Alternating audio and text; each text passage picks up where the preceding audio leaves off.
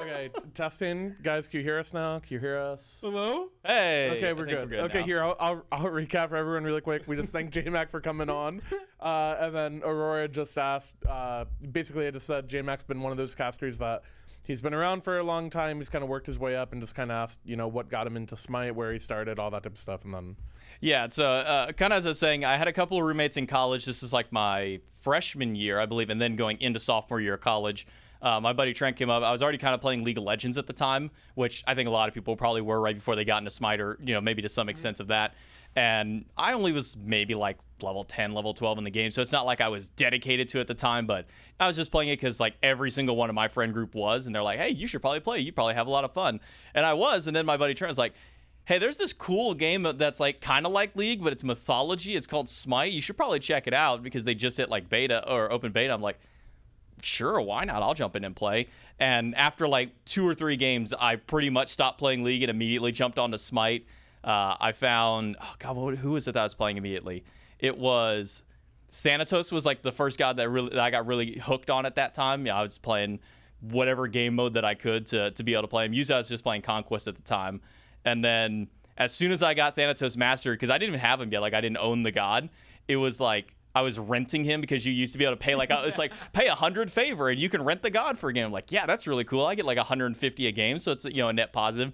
And then instantly after I mastered Thanatos, I bought Arachne as my first character I ever bought. And I was like, why would I ever play Thanatos again? This got so much more fun. Like, this is crazy cool. And this is like original Arachne kit, the long range pull, throw 5 spiders down at rank 1 was the really crazy times of Arachne. And really just ever since then, I've kind of just loved the game and have pretty much been playing it since that point. So this is like late 2013 into 2014 kind of time frame when I was jumping in there. So that's kind of where I at least got started with playing Smite. What was just somebody on a whim said, hey, you should try this out. I tried it out, loved it, have been playing it since. I was watching the launch tournament was really kind of where it really got me like hooked on. It's like, this is kind of cool. Like, you guys can play this competitively. That's sick. And then I realized, wait, I'm a college student. I don't have time to try and play competitively just because of how tight my schedule was. But I managed to get a couple of my friends hooked in on it. For their first game, we jumped into like a bots joust game. I was playing Thanatos. My friend Bryce was playing Artemis, and then my buddy True was playing Ymir. And we were just running that at bots. We lost that game. Our first game, we lost to the bots. That's awesome. I was like 25-2, and we lost to the bots just because my friend on the Artemis just kept dying, so we had no way to like do damage to tower. We're against like an Anubis and other stuff like the bot is OP. The super OP one. Broken. But like their first games ever, we lose against bots in Joust. Still managed to at least keep Bryce stuck with it. True kind of played like off and on. He wasn't really doing too much. Like, he's like, yeah, I'll play here, I'll play there. He liked all the Egyptian gods mostly. Like, that was his bread. Buddy was playing, Ra. He found Anubis. He really liked Geb. Like, that was one of his favorite gods to play was Geb. He got it. When I first got into Smite, I loved Geb. He's so fun. Man, remember the Geb Gauntlet of Thebes era? Like, the broken Gauntlet of Thebes? So, like, I never actually got to play that. That was like right before me. I missed it. It was a 24-hour window where you got to play OG Gauntlet of Thebes Gebs. And for, like, the newer Smite folks who don't know why, like, old Gauntlet was busted, it's because you got, like, 600 HP for, like, 1,800 gold. And then its passive was every item that gave you health, you got 15% more health. So it was 2,000 gold. Yeah, it was less than that. It was like 1,800. Was it 1,850? It was like 1,850 I think it was 2,000, yeah. Yeah, I think it was 1,850. Did Geb's shield still Scaled with health at the point? That's scaled with max health. It was so crazy. So people are just building full HP Geb and giving like mid laners like 2,000 health shields because it's ridiculous. It was... You know what's nuts about that too? His stats were also lower back then. I feel like they were so much lower.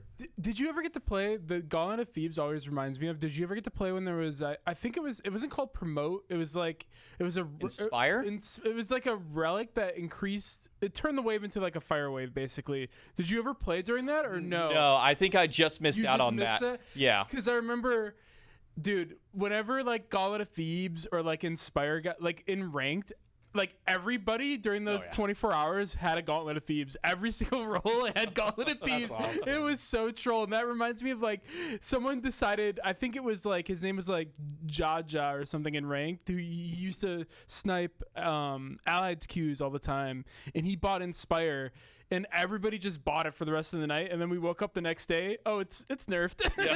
Same thing with Thebes. Like that's what it reminds me of. That's awesome. I mean, the best part about the Thieves one is it literally only lasted 24 hours. Like, it was in like a patch. They're like, cool, here's this item. It does all this cool stuff. And then the next day, it got a hot fix where it was removed from the game for months at a time because they're like, yeah, that may have been a mistake. Yeah. You know, giving, 690 health for 1,800 gold. That scales. Yeah, that scales. Do you guys remember, was Thebes not back in the game until season 3 or 4?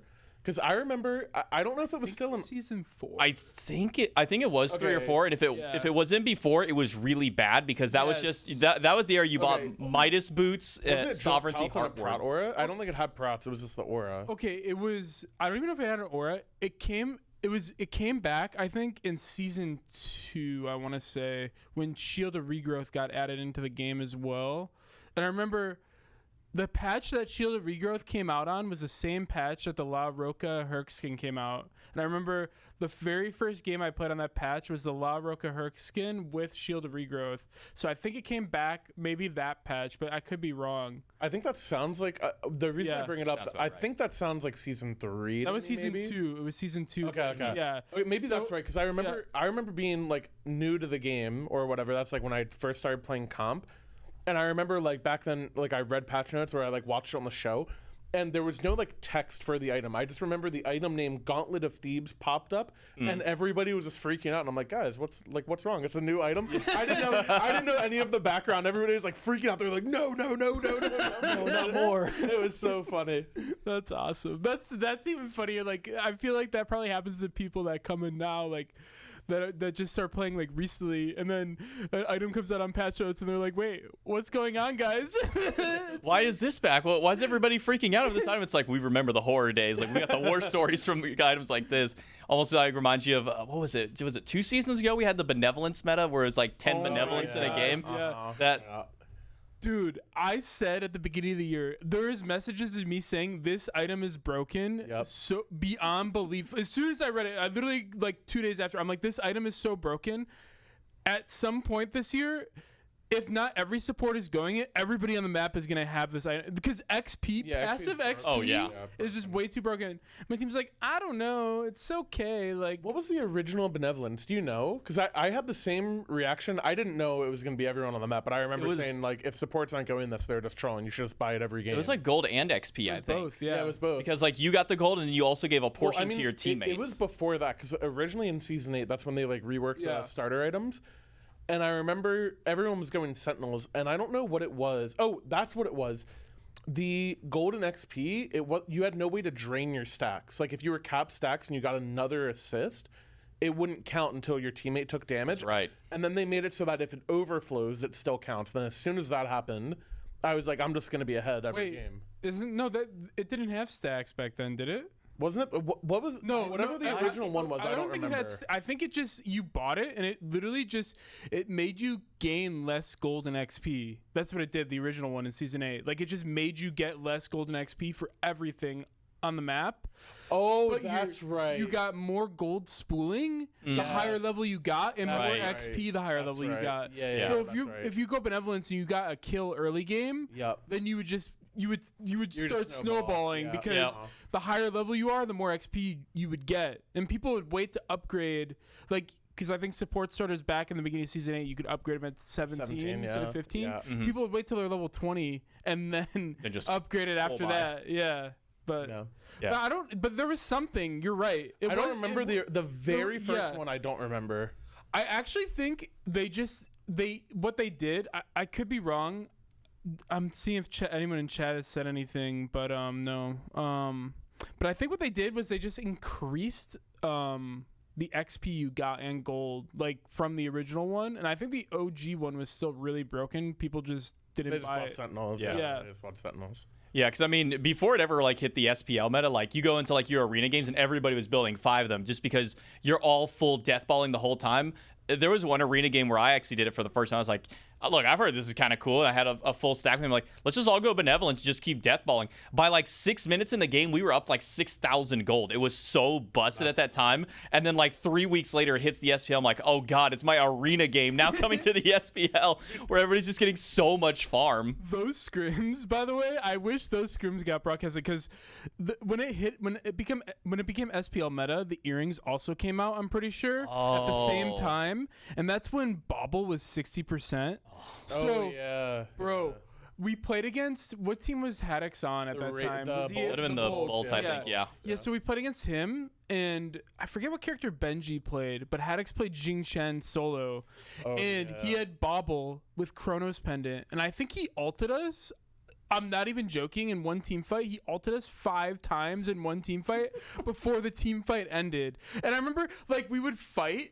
Like, it would just be a ball of people fighting. And, like, scrims, too. Like, people are definitely a lot more sloppier than SPL games. And they definitely are going to be taking a lot more riskier plays. Mm-hmm. So what ended up happening is, like, the game would hit, like, a certain threshold. Like, I'd say like 15 to 20 minutes, and a ball would just form on the map, and it would just be like a constant like Dragon Ball Z fight, like just the ball moving around the map. Like it would start at like soul lane blue buff, and if on like order side, and then if order side was winning the team fight, it would just start moving up into the chaos side of the map. You're playing tug of war, Smite tug of war mode. And every scrim was like that for a week. And then I remember what people started doing is like, it was so funny because the first like scrim metas always evolve. I remember the first thing was 4 people would buy it, and then the jungler would get a starter. And then jungler was like, wait a second, this is dumb. Why am I not playing it? So people started playing Thanatos and stuff that didn't need jungle starters to buy it. And then after that, I think like 3 people would buy it on the team, and then 2 people wouldn't. And then they would like the team with 5 like compassions, because compassion was also insanely broken. And it's stacked. So what people would do is they would have like 2 people who wouldn't buy it and then 3 people that would, and then they would have those 2 people split push and then just try to spread out the team with 5 compassions, and that's how they would play the game. It was crazy. We got so lucky because I remember it was like summer of last year that happened, and I remember me and like Sam for Soccer both, we had like a vacation or whatever, so we had like no scrims that week, and the only team we played that weekend was the Bolts, and the Bolts did it against us, and we just normally just beat the Bolts. We played the Bolts, and right before they finished, Ven was the only one who had his compassion online, and we like won a Gold Fury fight, got fire, and won the game. And we were just like, oh, that's weird, he has compassion or whatever, like he upgraded it. And then the very next game we saw all 5 of them, and then last played Thanatos. And we basically like coin flipped a fight and won the game off of it. And it was so funny because you guys played the next day and we watched it and we're like, okay, that's broken. Like that, we didn't play all week while the scrim meta is developing, and then it got patched like that Tuesday or something. Oh yeah. And I was like, that is nuts. Like just everyone is so far ahead of each other. Like I don't know. Or like, where they normally would. Like if without it, you'd all be like level 15, whatever, and everyone was just so fed. It was crazy. I mean, watching like individual unique items that don't at surface value for like one person seem broken, all of a sudden get bought by 5 people to where it like immediately warrants a nerf. Like talking about the Benevolence, there was the was it persistent teleport, the one that reduces 10 seconds on the cooldown. I love that. In particular, I remember we were doing, I think it was the Leviathans Invitational. You were against us on one of those matchups, and your entire team not only built globals but also persistent teleport. I got them to do it. Yeah. As soon as I got into the game, I'm like, guys, whenever you get to dual lane, do not go to that side wall. Do not go where the Draugr camp is. You are going to get camped. You are going to die, and they're all going to teleport back to their lanes. I remember I was streaming, and I was queuing with, I think I was queuing with Sam, and when Sam got off, I was like, Meerkat, you got to hit these queues with me. Mirk is always like my queue buddy. And I remember telling him, like, I'm pretty sure this is broken. Just play solo lane with me. Go double persistent TP. I'm going to ward their back harpies. This jungler is going to come do their camp. We're just going to kill him. We literally did it the whole game. And then the very next rank queue, everyone snipes my rank queue. There's literally 10 persistent TPs in the game. I'm like, this is unironically busted. Like, it was actually OP. I wish I got to play an SPL Relic Dagger? Yes. Oh I literally would play. Bro. That was so crazy. I was playing Artio or Herc, and I was going first item Relic Dagger, Persistent TP, and I was chain ganking everybody. I was having, and that was the first Scepter too. That Scepter was broken. Oh, yeah. It was so broken. I was just killing people with Scepter. You just stand near them, it's like OP Mystical Mail. It's because at that time, that was Relic Dagger, still 40-second cooldown. Persistent Teleport was a 90-second cooldown. Yep. And if you just got even 2 or 3 kills, you're sitting at like a 30-second teleport cooldown. Back up. Like, It was so absurd. So I much did not so. walk out of base once. Like, I'm just TPing the whole time. I remember actually sitting like in a balance meeting after that, because that's kind of like during the downtime, so we jump in and kind of help them bounce. And I'm just like, guys, we need to nerf both of these things. Like both these at the end. So like literally the next time it's like Persistent Teleport got nerfed, Relic Dagger got dropped to 30 seconds. We stopped seeing both. It's like, okay, maybe now things can like slowly jump back in a little bit. Would that be a caster's dream or a caster's nightmare to have a game that's so fast like that? It would be so much fighting. It's one of those things like where people see like a ton of fighting in an SPL game, they're like, oh, this is really fun, this is so cool, everybody's fighting, there's so many deaths. Especially us as the chair ones, we're like, guys, come on, I need a damn break. Like give me 15 seconds to where I can stop. I'm sitting there like, I just cast the last 3 fights. I like 2 sentences for the chair 2 to say anything, to like try and analyze anything. In games like that, it just becomes a, all right, cool, I'm going to do a fight, you'll do a fight. If we get a break, you can break it down. Otherwise, we just kind of pass back and forth. I would both love and hate those ones. Where Your it's just voice would be dead after one weekend. You would be so gone. It would probably be like the funnest and one of the funniest weekends ever, but I would be so drained beyond there. Like, anytime we see like single item would just kind of dominate things, like we had the Benevolence, we had the Teleport. Currently, we were kind of watching the potential threat of the Breastplate meta, because there was one game where there was like, I think there was literally had 5. No, they had 4. They had 4 because he went Spectral. Yeah, he went Spectral. Everybody else went Breastplate. You did. We were like, what if he goes back and buys the Breastplate anyways? Just get the whole team synergy. But by that point, you're already down. I think you are down like 5,000 or 6,000 gold, and it's just like he probably doesn't need that extra physical defense against the Soul that's kind of hitting a little too hard, the Raijin that's also slamming. But anytime we see items like that, we're just sitting there going, cool, this is going to be like our next 2 weeks until the next balance patch comes in. Anytime y'all find something broken, we're sitting there like maybe we're a little bit behind. We're like, is this really buzzing? And then we see it like 4 games in a row. We're like, okay, maybe it's kind of good. Okay, I have a hot take here, and most of the Smite community isn't going to like it. But if you had to choose between a tank item like Breastplate being buffed and like potentially getting that point, or like Kins, I'd rather the tank item all day. Oh, yeah. Because if the tank item gets buffed, you're just going to see fighting and brawling, and it'll be entertaining. You guys remember it was like the initial patch 9.5? Like, you guys did it with Sot, and we did the same. Like, our Soliner was just playing a Hunter, and we're like, okay, guys, everyone get 3 items. We're coin flipping this FG as soon as we can. And it was literally just like burn FG, get FG, win game. And like, there was nothing happening for like 15 minutes. I way prefer the fighting. No, I will say I do prefer those kinds of metas because it does mean more fighting, which for me, the chair 1 means I get to do more. But sometimes it takes a minute to get used to it. There was one set, I think it was right when the Breastplate meta kicked up and everybody's building it, so nobody's doing damage. I'm sitting here going, all right, cool, this raw ultimate's about to hit and kill this guy, and it does like 400 damage. I'm like, okay, I guess he's not gonna die. Never mind, he's gonna walk out with like still a quarter of his health. What's happening? It catches us off guard because we're so conditioned to seeing, okay, this big ultimate, it normally does like 1,000 plus. They're gonna die. They walk away with like half their health, and you're like, okay, so is the fight gonna keep going? Nobody's dying. Like I called the death and he's not dead. Like now I look silly. So moments like that are always funny, but like once we get adjusted to it, then it's just kind of reconditioning there. Nice, that's funny. I feel like that's funny insight to have like behind the scenes, because I can imagine a character like Scylla just using I'm a monster on someone, and if they have Breastplate, it does like 300 damage. You're like, wait, he's not dead? Not dead? Like, there's no reset? What happened? And you're just like on air like saying, wait, and it's like genuine, which is funny. That's awesome. Yeah, those are always the fun ones when they catch you off guard. Like anytime there's a moment where someone should have died, like for example, the first game of this last set, where like Scream is in a Yamoja ultimate surrounded by 3, and he's supposed to die. You're a Neja with only 1 physical defense item against multiple magics. Like, he's supposed to die. Oh, he's not dead yet? Okay, there's Yamoja ult. Surely he's dead now. No, he's got an Aegis. Oh, by the way, Hurrywind's also thrown like 3 heals his way, and then he walks away alive. You're just like, how did that happen? Like, why is he still alive? Those catch you off guard moments are sometimes some of the most fun. I love how all the casters have like different reactions to the catch you. Like Trelly just starts laughing whenever he gets caught off guard. You're like flabbergasted. You're like, wait, what's going on? What's happening? How is he alive? Yeah. It's just funny. Everybody has like their own like kind of shtick when they get thrown off like mid cast by the game, which I feel like it happens quite a bit throughout the year, but it's not like very often. So it's always funny to see, like watching at least. Yeah, there's Myth as well, where Myth is one of two. He's similar either to Charlie, where he just kind of starts like laughing, or he'll go, huh? What? Yeah. Or his other one will be, uh-huh. Okay. Where it's if you see someone make a really questionable play and Mifflin's response is, uh-huh, you know he's ready to go on the biggest riff of his life. Like anytime you hear that slow, like disappointed dad sound, like he's ready to go on a riff. That's funny.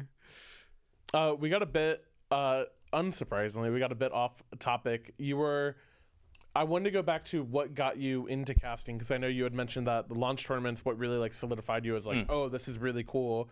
And you said you basically couldn't play or whatever because you were in college. So I'm kind of curious, like, did you start with Challenger Cup? Like, because was it collegiate? Was that the first one? So collegiate was where I started with Smite. Like I watched the Challenger circuit at the time. I watched the SPL, and I think it was around, so this would be 2013, 2014 when I obviously first started. I didn't do my first casting until 2016. Okay. So I think that's right at the startup of season 3, I want to say was what that would have been. But I watched the first Smite World Championships from home. I couldn't make it that year. I was just getting into it, so I wasn't willing to make the drive from North Texas all the way to Atlanta because I was in college working at Office Depot making like $8.20 an hour or something like that working. So I couldn't make the first one.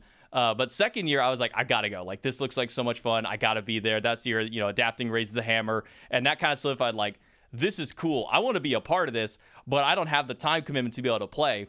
So after the season 2 and going into season 3, I saw that there was a Reddit post now this is before like the Smite Pro Reddit was a thing. It was on just like the regular Smite Reddit from the AVGL collegiate stuff. And I'm like, okay, I'll see what this is all about. There's a post saying, hey, we need broadcasters, we need admins, we need casters, we need all kinds of this. Essentially we need everything because we've never touched Smite before. I'm like, I know Smite, I could maybe do this. So I call up my buddy Bryce. I'm like, hey Bryce, I want to cast for this league. Like, I've never cast a game of Smite before in my life. I've only ever seen stuff.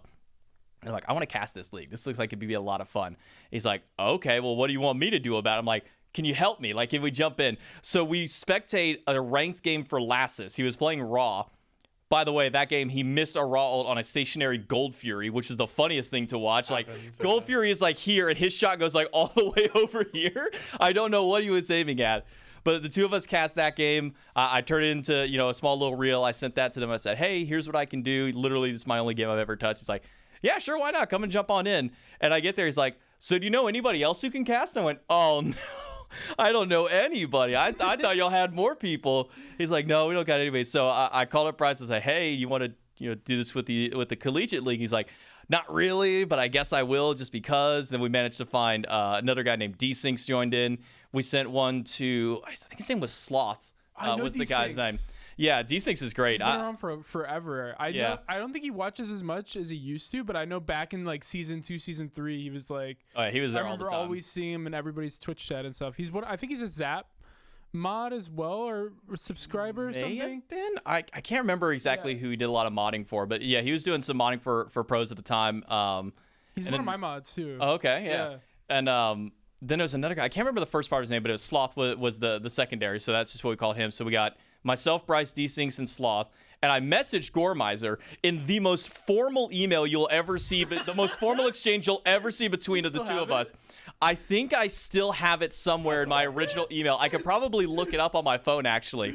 I'd have to go to my sent on there. But it was just like, awesome. Dear Mr. Newberger. Or Newberry, not Newberger, Newberry. I actually had a friend in college whose last name was Newberger, so I confused him for this. I was like, Dear Mr. Newberry, we at the American Video Game League, AVGL, would like to formally extend an offer to see if you would like to commentate for our league. We're currently in need of some extra assistance. We want to know if you want to help out on us. Hope to hear back from you. Regards, Justin McClanahan. And I'm just sitting there like, we will never have an exchange that like businessy between each other ever again. And we don't. But it was just so funny seeing like that I sent him an email out of the blue because he was doing stuff with, I think he had just done like the So You Think You Can Cast for the first time, and then was just jumping in with like the SCC at that point, or SML, whichever it was then. So I'm just like, yeah, I'll send a message to him, see if we get anything. And then he sends back, no, unfortunately I can't. I have obligations with these during these times, so we can't do this kind of stuff. And then we ended up getting him the next season after that for like season 2, 3. But it was just kind of funny just seeing the different emails we would send to people or that people would send to us at the time to try and get into casting. But I remember it was after, I want to say it was after the Worlds at season 2, I went to an after party and I just went up to one of the casters. I was like, hey man, I want to get into casting. Like, what advice do you have for me as a caster? And I'll never forget the words that were said to me about that. And they were just like, just fucking do it, dude. Like, if you want to cast, just do it. Like, go find a ranked game. Just start casting. Find a league that someone needs help in. Do it there. It's like, if you want to do it, I don't have any better advice than to just jump in and get started. So I always remember those. So that's kind of how my introduction was. I practiced it, and then I was like, okay, cool. We'll go do that. No big deal. And so I ended up jumping in. I started beginning of 2016. It was my last semester of college that I started jumping in on there. We had 8 teams for the collegiate league. And by the end of it, when we got to the championship week, we got everything planned out, scheduled out. We had 4 teams show up for that. So our entire quarterfinals, we had 1 quarterfinal match that actually played, 1 that didn't have anything happen. So that team got to not only skip quarters, but also skip semifinals. Oh, and then we had our other 2 teams that moved in. That was the year that Data Remember and OSATH were playing. And they picked up and OSATH picked up Data Remember like going into that championship because he was just a sub before then. They ended up winning. And then so the next year we were like, that was really cool. It was only for gems at the time. So then we started talking with Hi-Rez. We're like, hey, we want to do a collegiate league, but we want it to be like larger scale. Like, we want to go big with this. Like, here's what we did already. We already have a team of casters. By the way, that season, I forgot to mention, we didn't get broadcasters. We didn't get admins. We only got me and the other like 3 casters. So what I would have to do every single week is I would look at the matches. I'd say, okay, this should be a good one. And I would spectate those and record me spectating them. Then I would take those and upload them to Google Drive to whoever was going to run the broadcast that week and say, hey, here's the ones that we need, where they literally don't have to do anything. All they're doing is hitting play on a video, essentially. So I've already seen the match, recorded it, sent that in, and then I'd have to cast that. So essentially, I'm watching a game 2 to 3 times every single time. And I will never forget one of the first sets that I have. It was a 71-minute game. Why are you picking that one, man? Pick a different game. I didn't want to pick that one. Game. That was the only one, because remember, I'm still in college at the time, so that's the only one that I could get to because they're playing at like 5 o'clock or something, and I'm in the middle of a class. So that's the only one I could watch. It was a best of 3. That first game went 71 minutes. It had a Geb and Xingqian on the same team. They got a 5-man Xingqian into a 4-man Cataclysm, and they still did not win the game at 55 minutes. What? Because the only person alive was the 200 HP Artemis who didn't get cataclysmed. That was the only person alive. And I'm like, well, cool. I guess we're going to sit here and wait. We hit a 100-second respawn timer in that game. That's how long the game went. Was the last team fight. The person who died had a 100-second respawn. So my intro to Smite casting was a 71-minute game. That's amazing. Between teams. That's insane. That I had to watch multiple times because I had to watch the game to record it, watch it as the recording was then rendered out in editing software, and then cast the game, which I cast with Pretty Hair at that time, who was working with Hi-Rez. Was the least efficient way to do any of that, but we didn't have anybody who could like spectate it live, and then, at that time, it's either you spectate live and cast, or you have somebody else do it. I think back then, that was actually when you could synchronize the people. Yeah, to where you had to party up with whoever you wanted to go in with. The leader would then spectate, and then in the game you would hit the sync button, and all 3 of you would then be on like the same timer, but you all still controlled your own cameras at the time. Yeah. So that was how we ended up doing it a little bit later on. But yeah, that first season was a hot mess. I don't know how we convinced Hi-Rez to let us get a second season. But then the second season, we got an ad in the game, said, hey, the AVGL Collegiate League, if you want to sign up, there's a $10,000 prize pool at the end. It's going to be really cool. We ended up getting 70 teams for that. 20 of those were fully made up of purely free agent players because we were like, hey, if you can't find a team, mark yourself that you want to sign up as free agent. We'll find a team for you. We made a spreadsheet that had like 80 to 100 people who were just listed as a free agent. They wanted to play. The schools, it was regional? Yeah, it was regional. So we had 4 regions. We had Northeast, the Midwest, the South, and then the West, I think. So, the West. So, yeah. It was 4 or 5. I can't remember now, but yeah, it wasn't so like you didn't all have to go to like Texas A&M to play. You could have like Texas, Georgia, Florida all playing together, which is why we had some what we called super teams at the time, and they were truly the super teams because they just handpicked the best players from each of those regions. But we had this free agent list. It's like 20 some odd teams worth of free agents that we put together.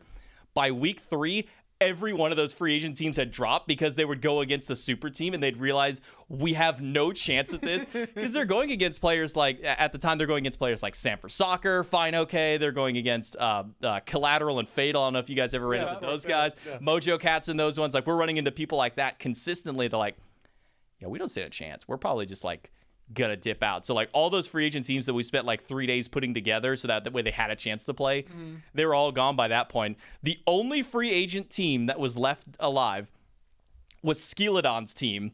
He jumped in. I can't remember who we had paired him with at the time, but it was Skeely and then like 3 bronze players and then like one other guy in like platinum at the time, essentially. Or and it was Skeely. Yeah, and it was say, dude.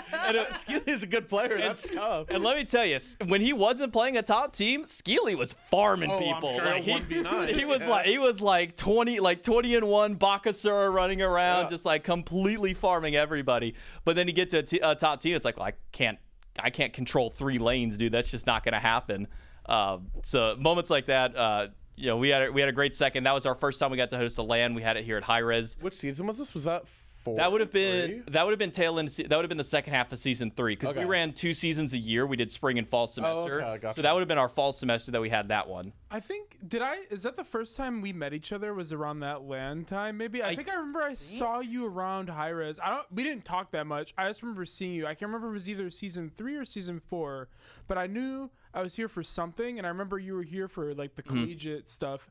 And I think you helped out on some of the other broadcasting stuff they had, like a little bit, not that much, but yeah. So like our first LAN that we did, which would have been fall season 3, we weren't originally even going to cast. Like it was not going to be me and Desync's casting because at the time I think it was Adonis who was in charge of the casting team, and he was just like, we don't know these guys, we don't know how good they are, we don't trust them, they're not going to do it, but they're welcome to come hang out if they want to. So like we flew out with Victor, who is the CEO of the AVGL. And we flew out there, and we were sitting here in the studio. We come in there, and it's Tiger and Tom were there, and Tom F. He walks in. He says, "Hey, what's up, guys? Y'all ready to cast this collegiate stuff?" And we looked at him, and we're like, "We were told that we weren't going to." And he just went, "Who said that?" And we're like, "I think Adonis did." And he's like, "Give me 1 sec." And he just like walks out of the room, just like it's like, "Give me 1 sec." He walks out, and then 5 minutes later he says, "Get dressed, boys. You're going to be on this one." And we're like, oh, hell yeah. So we weren't even going to be able to cast our own stuff that we did like an entire like semester, building up to. We eventually got to do that one. We ended up doing a tri-cast. It was Tiger, Desyncs, and F. on the first one, and then I took over F. spot because he basically said, I'm only standing in case y'all need help. Like if you can't think of anything, like you need like that third, or that second more experienced person to jump in. He said like two words that entire cast, and one of them was Jock. That's all he did. He just went Jock, and I was like, "That's Tom right there, baby." But so Tom. So then we end up getting another one for the next season to jump in, and that was our 3rd season of AVGL. So that would have been first half of season 4 for regular Smite, and that was the year that Sanford Soccer's team ended up making it, and I believe they ended up losing that one to OSATH and Data Remembers team again. Because that was now their 3rd year in a row winning. And then our season 4, end of season 4 for Smite, was the first year that OSAT's team had ended up losing. Because he was on his 3P. Data Remember wasn't even there. They ended up losing that, and I cast with Aggro for that one. Because before I'd cast with either Tiger or Anatoly, kind of just became like the go-to collegiate guy with me. Anatoly and I actually ended up casting just about every collegiate style event there was. Season 5 Worlds, I remember as well. Yeah, we had Season 5 and Season 6 Worlds. Were both of us there. And I think that was not like the first time that I met you, that's like the first time I interacted with you because you found out that Meerkat was going to be playing on stage season 5, and you just walked over, you're like, hey man, if anybody ever dies to Meerkat, you used to say they got soloed by Meerkat. Even if it's like a 5v1, they're just like, just say you got soloed by Meerkat. The origin of that? No, I actually didn't at the time. You gotta tell him. You gotta tell him. Okay, so man. back in season 2, Meerkat. So I played on Cognitive. It was Cognitive. Yeah, it was Cog. With Meerkat, and we played against. Was it C9? Yeah. It was C9. So it was Barra, Jeff. That's when Baskin made his debut. That was like his debut season, and then it was Andy, and then Stealth. Yeah, and I remember everybody would talk about how Baskin's like the greatest solo laner ever, and like no one solos him like ever, and like he just like everybody was just always the theme is that Baskin was gonna solo Meerkat like every single game. So every time Baskin died, even if Meerkat was just around him, I would yell at the top of my lungs, "Soloed by Meerkat," and it was the funniest thing ever. Good. Wait, he was playing. So back then, this was like the first like super regionals, because I think in season 1 there was a North American and a European regional, and for this one they brought it together because the 5th spot was going to be the 3rd team from both NA and EU would play each other for the 5th spot to Worlds from those regions. And I remember they played their set. I don't know if you guys were first or second set of the day, but they were like first. Actually, I don't know. I know is whenever you guys were playing, they had catered lunch for everybody. So we were going back and forth between either like they had like was it back in like the bean bags and stuff? Like I forget what it was. But like the so many the different 3 iterations like of stage like the, like the bleacher style. No, it wasn't the bleacher. It was just chairs. It was just chairs that were up there. Yeah, the stage was like on this side that of was it. season 2. Yeah, season 2. 3 was the bleachers. Yeah, exactly. Yeah. So I remember all of the other teams. So there's like 6 teams per region here, so we have like 10 other teams who aren't playing, and we're all at the studio like watching, and like all the players are like all like talking crap, or you hear them on stage yelling out. So fun. And I remember I'm out here getting lunch, and I hear so loud, "Get soloed by Meerkat!" And it's him. and it's him, and it literally echoed through the whole building. Like this room to the other side of us, they used to call it like the ice box. It was like a huge scrim room, and there were literally people in there like playing ranking. And everybody was like, "What was that?" And we just heard it in there. It was so funny. Like we still tease Baskin about it even now. Like him and Pern just yelled it. Like Meerkat was also good, by the way, back then. Meerkat almost carried us. Like I remember he played Osiris. I think it was either game 2 or game 3. That one. He stole Fire Giant the same game with Osiris 2, and he was going off that game, and he killed Baskin that game. It was like I think he got helped by like 2 other people, but that's when I yelled it. I think in that game, but it was really funny. But yeah, that's why I think I remember saying that to you. Yeah, because I was just so sure. I really wanted. I don't know if I got to actually see the finals or not. I definitely watched the semis. Or wait, did they only play? No, we only had the finals for the Worlds that year. That's right. Yeah. I remember watching his games leading up to it, and then I remember at Worlds before the final, I was so sure he was gonna win, because that was, like I said, I always Q ranked with Meerkat. Yeah. And that was like his Loki meta. Like he played Loki Pele. Oh yeah. Listen, Aggro could attest to this. We should ask him about this last week? 2 weeks ago we had Aggro on. Unironically, Meerkat got Loki nerfed because he would play it every single rank game, and I swear anytime I played with him, we just could not lose. Like I was like 30-0, like proxying solo lane, just doing whatever. And I remember I don't know if this was an interaction with you. It was with Vinny. Before that World, season 5, Vinny got annoyed at him because Meerkat literally, like, he set up in mid. He's like, "Don't you play solo?" And Meerkat's like, "I play both." He's like, "Well, what's that mean?" He's like, "It depends if they leave Loki open." He either played the Morrigan mid, or he played Loki solo. Yep. And he was just stealthing around, one-shotting everybody. That's all he did. Yeah, no, I remember that because I was casting with Tolly, and we got to the picks and bans, and the Loki got left open. It got picked up, and we're like, Loki, that's what Meerkat likes to play. This has got to be crazy. And then they locked in like a Raijin too, and we're like, okay, well, he's the mid laner, so is he going to play like Loki mid? Like, that's going to be kind of silly. That's going to be a little wild. And then we get into it, and he's all of a sudden just like Loki solo off on the side. We're like, I see it's one of those. And he's literally he's not even like fighting it. He's walking up, decoying the wave, and it's like 3 people just like, where'd he go? What's happening? Like, we got to go chase him. What's happening with he's just proxying waves the entire game, just all around the map. It was just such a silly moment at that point, but like, getting to like watch that on like a world stage was one of the funniest things. It's like this stuff he does just in his ranked games. Like this is you do casually. Did you get to see the Yannick edit? Have either of you seen? Yes, I love that video. Dude, okay, I got a great video. So good. I gotta tweet it out for people who haven't seen it. It was so amazing. funny because Mirk would always talk to us about like his scrims or his games, and he'd be like. He'd be like, yeah, like Berg's like really my right hand guy. Like Berg really gets it. Like he's like he was like, yeah, the other guys like they're okay. They're like plat gold players. Like they're not great, but like they listen. Like they're good teammates. And he's like, Berg is in diamond. Berg's nuts. He's like, this guy goes crazy. And Yannick did an edit that's like just a Meerkat Berg like highlight compilation of that World's Run. It was so good. I love it. He has like one of those like quotes at the beginning as well. That's really funny. Yeah, like yeah. With the I love that. That video quote? is so good. Oh, it's from it's from Blades of Glory. Is that what it's from? It's a Will Ferrell quote, and he's like, "It's gonna go down in the annals of history. There's gonna be 3 things they talk about, Yes. and then the third one is like an AI voice, like Meerkat and Berg." And it was so good. It's such a legendary moment with that. And then obviously the next year it actually moved away from the 2 years that we did Worlds wasn't AVGL. It was actually NACE had taken over by then.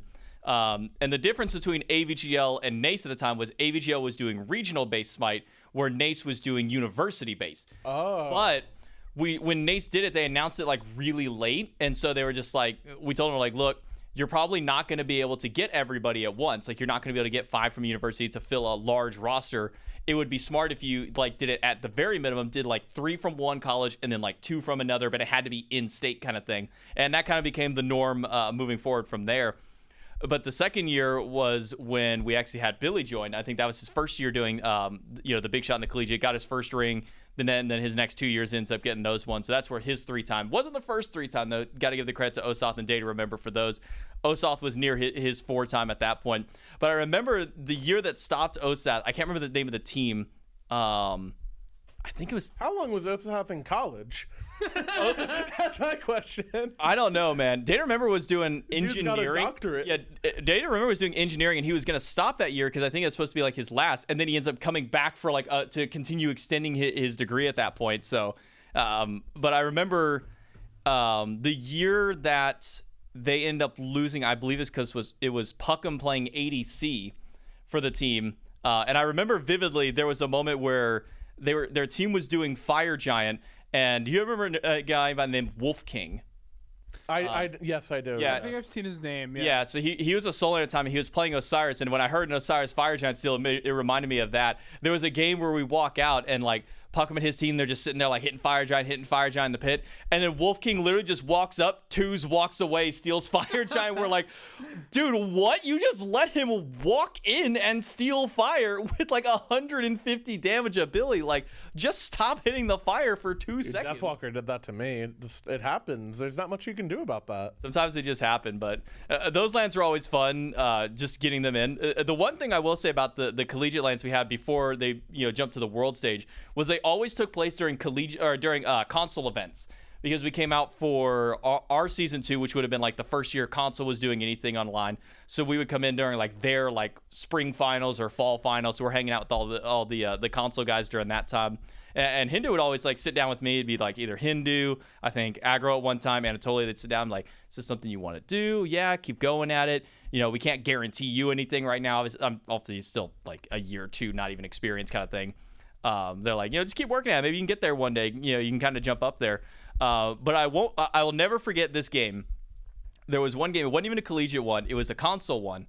Y'all remember Myth Gaming? That was Inbound's team whenever he was playing, and the year that he won Worlds. It was a game between Soar and Kaz Esports. Still remains my favorite game of all time for anything competitive. And it's not because necessarily the game was anything wild. It wasn't like some like 100-kill game or anything like that. It was the fact that it was Kaz Esports in game number 2 haven't won an entire game the entire event. They're playing with 2 subs because 2 of their players couldn't make it. So they're haven't won, playing purely subs. They go into game 2. All Soar Gaming has to do is just win 2-0. They go to Worlds. It's cool. Kaz Esports not expected. If Kaz Esports won 1 game of the set, then Bobby's team goes to Worlds. And I remember sitting there in that first game. They got absolutely rinsed in the first game. Second game, they load in. It's like, this one's probably a loss. This one's going to be done here. We're going to see Soar go to Worlds. Cool. Kaz holds 4 Fire Giants lost, 4 Phoenix wipes lost. We're pushing 40 minutes into the game. They are down everything. Their mid laner dies and is now on like a 40-second respawn. And Soar decides, okay, now's the time where we got to start pushing back up again because they're down their mid laner. Soar jumps into the Titan room, starts the fight, loses 1 player, and then immediately enemy mid laner Raijin respawns in and just starts drumming the entire team. And Kaz Esports wins that fight, leaves only 2 people left alive, and they are beelining down mid. They still have a tier 2 of Phoenix and everything else they have to push through, and they're just beelining down the mid lane. Meanwhile, guy on that team, I don't remember if he was their sub or if he role swapped because of the subs, but his name was Mr. Turtle. And he was playing Kuzenbo that game. That's awesome. They get that 3-man kill, and the entire time he is walking, and you just see Kuzenbo just like taunting down the lane all the way to tower. He's not even hitting tower. He's just laughing and taunting the entire way through. They kill Phoenix, and then I can't remember who was jungling for Soar at that time. Was that the El Leon Soar? I don't think that was El Leon like Soar. I think that was Shaliber Soar. So I forget who else was on that team. Yeah, but yeah, it was Shaliber and like a couple other people I remember. Yeah, and then they're going for the Titan push. They still have like 20 seconds till anybody's back up. And whoever was jungling at that time, they were on Naja, and they tried to ult like a backliner to kill they had like a 4 Japanese team comp. It was like Kuzenbo, Raijin, Izanami, and like Susanoo or something like that. And then I think they had like a Ganesh or something else for their support. I was like, one of these things didn't like the other. But they try and ult the carry. They try to pick up the Izanami. They miss and they hit the turtle. And I actually have recorded on my phone at the time, like as soon as the Titan defense ended and they're starting their push, I'm recording on my phone. You just hear me screaming. It's like, what is happening? What's going on? And then they ult the Kuzenbo. I'm like, why are you ulting the turtle? Why are you bothering with Mr. Turtle? He's not the carry. And then they just win the game. The entire room is screaming. You see Bobby run from the back of the room to the player booths because they're just sitting like across from each other. Like it'd be like me to you almost. They're just across, and you just see the entire like Myth Gaming roster run over. They're hugging, they're cheering, the whole room's going insane. It was such a fun game to watch, and for me, that was like my this is why I'm here. Like, this is That's why awesome. I want to do it, is moments like these, for defenses like that, for storylines like that. Like, that's why I want to not only be a caster, but be able to kind of experience that level of energy. And I will say, and this is no shot to any SPL players or any of the fans, there is no beef like console beef. Those guys are the up and pointing at your face. They're yelling 5 feet across from you in the room. Those guys got loud at any given opportunity and brought an unhinged level of energy to a room. I loved watching those games. I love watching them at Worlds, but that one in particular game was just one of the wildest exchanges I'd ever seen in console. That's amazing. Shout out to Mr. Turtle. That's awesome. Shout out to Mr. Turtle. That guy That's too funny. God, that was such a fun game to watch. Fun fact, that's also the 7th most watched game on Smite VOD. Really? It has over 180,000 views. The only things beating that are Game 5 of Season 1 Worlds and basically anything so Worlds cool. Finals is there. And then you just see Kaz Esports versus Soar Gaming. Game 2 Fall Finals or SCL so Fall good. Finals. One of these things does not belong here at all. It's that game, and why is it number 7 on the Dude, list? I gotta go watch that. I've never seen it. That's It's too so good. You should do one of your reaction streams to that game. It's such a that'd good be game. sick. I can even try and find the tweet for you to send the live reaction of the room during that last Soar little Gaming push. versus Kaz Esports recap stream. Yeah. That'd be good. But again, that's season. I think that was season 4 of Smite. So that'd be like console's second season or whatnot. But yeah, that was the year that and the reason why that also sticks is because that was the year that Inbound's team wasn't originally going to make it. Kaz wins. Now Inbound's team gets to go. Shaliber's team misses out on Worlds, and then Inbound wins Worlds immediately after that. So that was this team got you there, that last little push to get you there, and then you win, which is just such a cool story on that. Those moments I feel happened one little thing in the timeline for Smite or any game, or I guess even anything in life, like Just do something to get it rolling. Yeah. One little thing happens and it just like snowballs into something crazy. Like it's like You see it in sports all the time too, for sure. Like wild card teams or anything like that. Yeah, I love it. Yeah, like I feel like a moment like that for me, I'd say, is like in season 5, like we had a really rough split in the beginning of the year, and then Kabam brought us to his beach house, and we all like boot camped and like land there and like played together, and like we got rolling, and then off that it was like a continuous snowball into winning worlds. The belief starts to build, and then you really get in there. Yeah, but those moments are so cool. I love that so much. I actually remember the year that you had won with Splice. I was in a fantasy league at the time. Like I was still like into SPL. I was watching. I think that was the year I came down to work desk a little bit as well, because I was doing the collegiate stuff. So like, hey, since you're gonna be here for collegiate, why don't you help us out on the desk? And I think I did 4 days where my only job was to be on desk, and I was on for like every single game except the last day where I was only on for 2 of the 4 sets, because it's like we have all of our guys, but we can't burn them out because we got Worlds like 2 weeks later, because it was this and in the middle into Worlds at DreamHack, and I just remember like sitting on those desks. But the year that you won, I was in a fantasy league, and so like I was already kind of setting up everything, watching, and we get into the fantasy, and it's like, all right, cool. I think I was number 2 in my group, and they were inviting the number 1 and 2 from every group to do like a final like Worlds bracket where winner, I can't remember what winner got. I think it was like $20 or something like that, or like some gems. And they're like, all right, cool. Everybody submit your brackets for Worlds, put in your game predictions too, just to see how accurate you can get, and then we'll give the winner a prize. And I was just sitting there, I was like, what if I just make a fun bracket real quick? And I'm just sitting there, I'm going through the match, and I'm like, this one looks good, this one looks good. And I get down to the Splice's first one, I'm like, what if Splice just wins this one? And I just marked down like Splice 3-1, and I had Splice going all the way to the end. And there was only 2 people in the entire like 30 or 40 people that submitted one that had Splice going to the finals and winning. And I ended up winning by one game point was all it was. It's like a 3-0 versus a 3-1 or something. And I remember my bracket title was called the Spliciest Bracket. That's like, it's a dumb name, it's a fun pun, but I'm just gonna take a chance on Splice to win this one. And you guys end up winning out that Worlds. I'm like, this is sick. Hey, I got a nice little prediction. I think I predicted a 3-1 finals round as a 3-2 or something like that. And that's the only like one thing I got wrong the entire time. That's crazy. Yeah, that's nuts. That you were that close. Those brackets are always so everything. Even if you think you know what's gonna happen, like you don't. Never. It never plays out the way anybody thinks. Well, I mean, I did one of those for Worlds this year. I put out a Twitter post, a Reddit post that said, "Hey, put these out. Winner will get like gem codes or skins or something like that." And there were only 3 people out of like the 200, no, I think it's like 300 some odd brackets that got submitted. Only 3 people predicted every single set correctly, and the Titans winning that, or the Kings winning.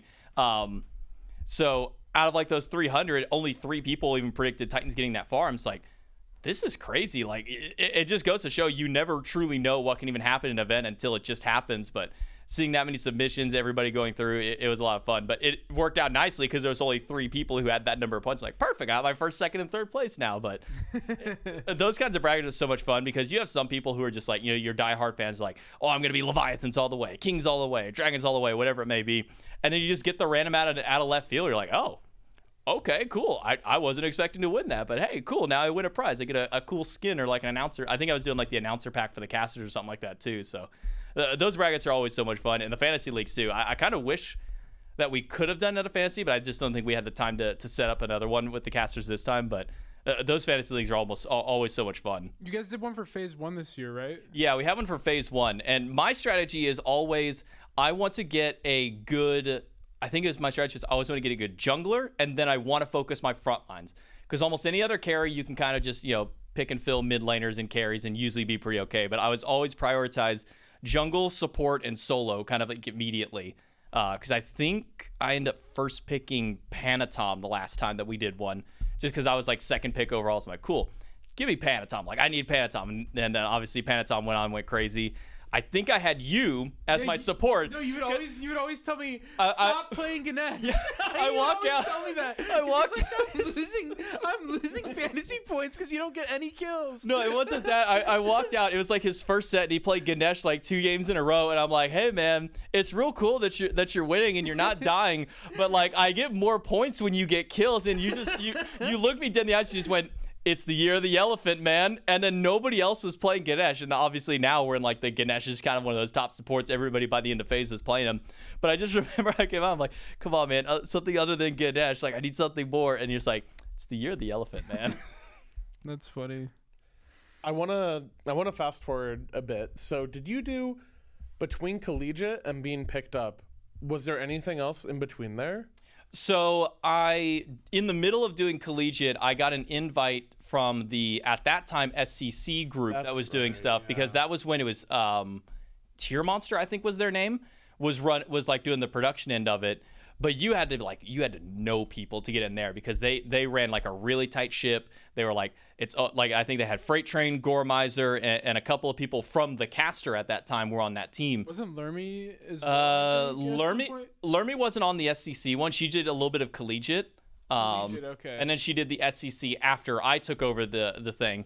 That's what it was. Then. Yeah, because after collegiate kind of settled down and went to the NACE stuff, and then I put in, like, I think that was the year that both Taco and Toli had left.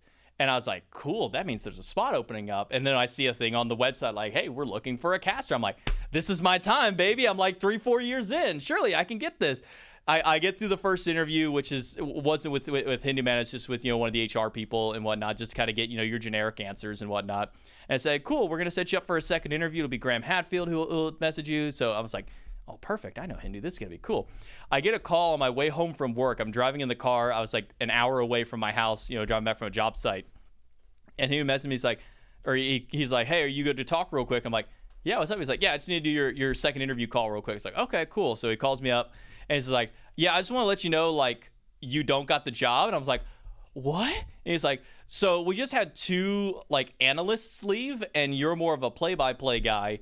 And it's not to say that you couldn't do that, but we have another applicant who can do analytical work, and so we're gonna hire them instead. Turns out it was Mifflin, so Mifflin got the job the year before me. But he's like, but you've been doing an insane amount of work, like in the amateur scene. Like I was doing the collegiate, I jumped in with the SML right before that, and he's like, we want to do the SCC again and pull it out of like studio. Like we want to have it be like another group of people do it. So I want to put you in charge of that. So I then end up being like the head of the SCC at the time. So I went out, we would find casters. We brought Blazy Bard, we got Alpha Jackal, myself, Lermy, and Fuzzy Wuzzy. I think were the original 5 that we had on there. And I think we brought Kiki in as well. He came in at the halfway point. We brought Kiki on. And so we did the SCC for that year. We jump into the next year. We're kind of shuffling people around on who can or who can't do it. I think we had to drop Lermy because she started working at High Res in QA. And then it was halfway through the year. We're looking like May, June, roughly. It was like maybe 3 or so weeks after Finch's passing. And I get a call up from Hindu Man. And it wasn't a great circumstance for me to join in, but that was kind of like my call-up time was like, we lost Finch. We need some help around there. You've been working at it. You're like the first in line for a spot like that. And so that's when I jumped in. But that's also, I think for me, what kind of hindered my first year of casting was I got into in like a bad headspace where I'm like, I got to live up to that dude. I actually really, that's why I'd ask when I said I wanted to jump forward. I really wanted to ask you about that. I'm glad you brought it up because it's obviously a mood dampener a bit either way. But I think your intro year was a really hard transition time because not only did you have that, like, I think it was season 7 was that Myth's first year, and it was the first COVID year or something like that. It was season 8 that I joined in. No, I know you joined. Oh yeah. It was like the year before the year before that. Yeah, the year before that they had like revamped the casting team a bit. I don't know if that was Gore's first official year in the SPL. I want to say it was. I think it was. I think it was. I think Paladins, like they said, no more Paladins esports, and him and Dave both jumped over. Yeah, him and Dave both jumped over, and they got Mifflin. So they were already transitioning, and then I think that next year, of course, it was Finch's passing, and then on top of that, I think like right after that, Aggro had stopped and went to the design team. Yeah. So, like, I had always viewed like you and Gore, I feel like have been a bit of like a Swiss Army knife. I feel like you've done a little bit of chair 1, a little bit of chair 2. You've done some like desk hosting, desk analyst. Like you guys have just done everything, and I was kind of curious, like from your perspective, what that looked like. Because from the outside, I remember thinking like, I would say your first year You definitely seem way more comfortable now, is what I think. Like, you have a more solidified, like, before, I think it was like you were trying to fit in, and now it's like, this is JMac style. Like, if I hear JMac on the desk, I hear him on the cast, like, I know I can expect this, and I feel like you guys have been, like, in a much better role now. Yeah, that first year was definitely, like, me getting in a bad headspace, like, I gotta live up to that expectation. Like this dude, everybody, you know, he was considered, like, the legend, the GOAT, like, everybody's like that. I'm like, I can't live up to that. How am I ever gonna do that? And so, like, my first few months were really tough, because I was in that headspace. I was like, man, I got to try and fill those shoes. And it really wasn't until, like, right before Worlds that year that I got sat down by Hindu, and he looked at me, he's like, dude, look, you're not him. And not to be, like, in a mean way, he's like, you're not him. You don't got to be him. He did his thing. You got to do your thing. This is, like, where you need to build yourself and build your confidence. And that was, like, the sit down I needed, because that was the year, I think that was the Worlds year I only did the quarterfinals. I did Leviathans and Bolts that year. And he's like, and he told me straight up, and I always appreciate whenever he's honest. He's like, you're not in a spot right now where I trust you on a semifinal yet. He said, I want you to do this quarterfinal. It's probably going to be a blowout one, but we want you on this quarterfinal just to kind of get your thought going toward. And then, you know, last year I got to do a semifinal for Worlds, but and he was right at the time. Like, I wasn't ready for it. It was me and Mifflin casting that one. The Bolts were just getting smacked at the time. And Miff and I were kind of having a little bit of fun on the cast there. I remember at one point, Miff was just like, he's just getting mugged, man. Like Jake's just out here getting mugged on the battleground. And I made a joke out of nowhere. I can't even remember the name of the origin of the reference. Like, we just need to establish risk control. And Miff looked at me dead in the eyes, and he just gave me that look like, what did you say to me? And I was like, hey, look, if he's getting mugged, establish risk control. That's the only way that you can get out of this situation. Take the knife, take the gun from them at this point. But it was just, I legitimately can never remember the name that I referenced that from, but it was a YouTube video. And I think from that moment on, that's where I realized, like, I can have a bit more fun with this and kind of move on from there. Like, some more personality and stuff, for sure. I think, to your credit as well, like, that transition time is so hard as well, because, like, I mean, you could just feel it in the building. Like, the players were as well. Like, it's obviously just so deflating a little bit, you know, because, like, everyone's just feeling sad, and, like, you miss him. So it's like, it's also hard to, like, give you support to transition. No, it's not like maybe Derek comedy. They got it. Sorry, they're up to that Derek comedy. Nice. Yeah, it's like, you know, I'm sure, like, maybe Bobby has been a little bit different, because, like, you're, like, more excited. You can, like, help him and, like, get into it recently. I've been loving, like, having Bobby as well. He's been great for really good. Yeah, no, these guys, the two who joined us now, obviously, again, off of a situation of somebody else leaving, like Dave leaving, but Dave left on good terms. You know, he said he didn't want to do this anymore. He wanted to kind of get to a more, like, normalized lifestyle, you know, where he had his weekends back to him. And understandable, you know, he moved on to that. And when we found out that he was doing that, that's when we were sitting there like, okay, how do we fill this up now? Because we're not going to last the rest of the year with 4 people. You guys were like, Bobby, please get kicked. Please get kicked. We were sitting there, you guys pulled all the strings. we were like, fingers crossed, like, all right, Bobby, we need you to go. The real story behind the roster changes. Like, 5 years from now, a documentary is going to come out of, like, the casters versus Inbound. We were secretly preying on Bobby's downfall that whole time.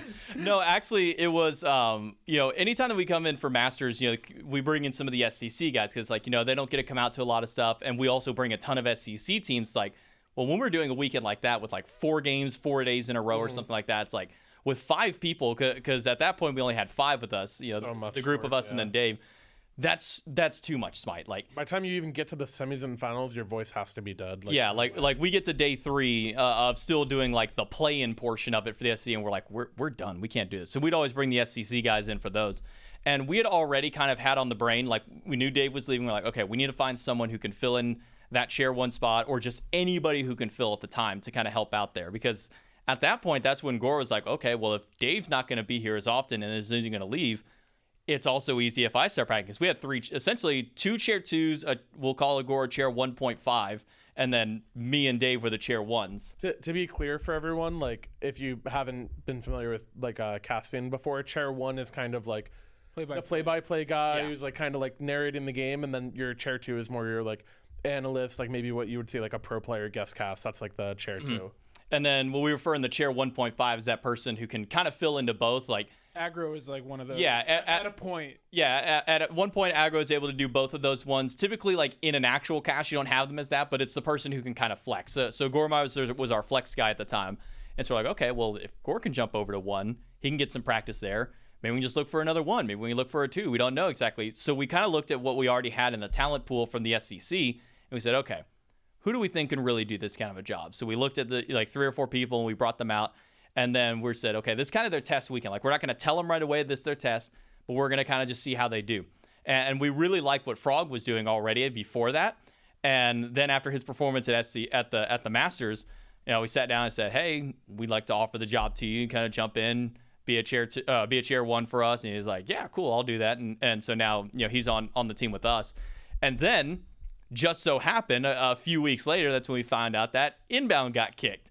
And then we reached out, we're like, hey, if you don't find a team, you want to help us out a little bit? You want to do a little bit of SPL stuff? Dude, I know it's been joked about so much, but I remember Hindu and Agro have always told me, I'm sure Bobby's heard it, so I don't feel bad saying it, but they're every season it's hey, if you're just gonna end up on Obey again, maybe you just come cast, they would say that type of stuff to him, and it's partially a little mean, but it's also he is really, I think Bobby is so charismatic. Oh, yeah. He's so good at it. He's really good on his stream too. He's just so good at being a really charismatic, outgoing guy, and of course he has a lot of game knowledge as well from being a pro player. Yeah, and then all the YouTube content he's been putting out recently, because as soon as he got kicked, his content went through the roof. He was uploading daily at that point. So we extended the offer to him. He said yes. I think it was Roll Stars. No, it was.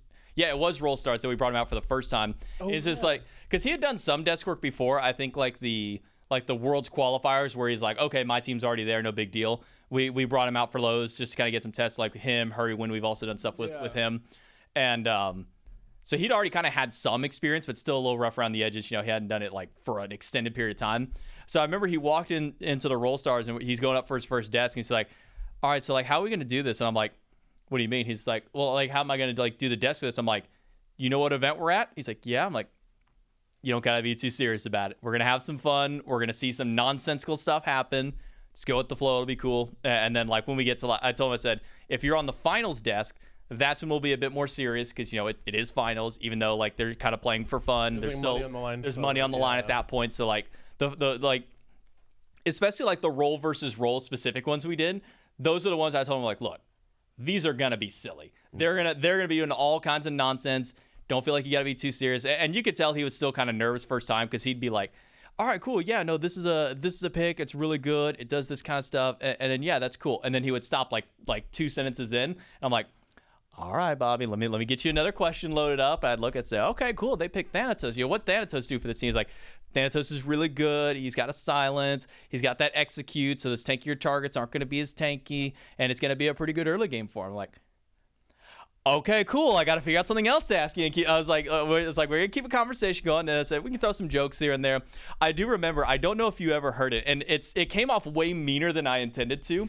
But there was a game that Lazarus was playing, and he played Aphrodite, and then he won that game.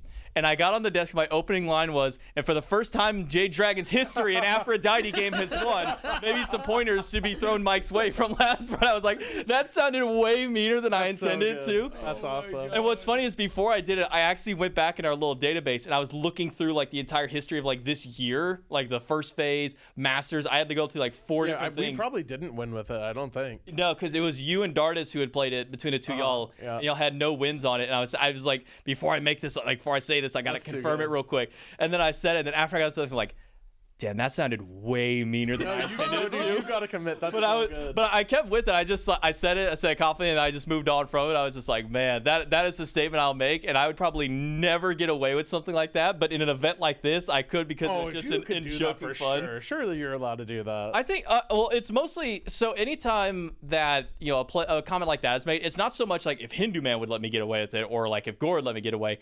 It's how the player might respond.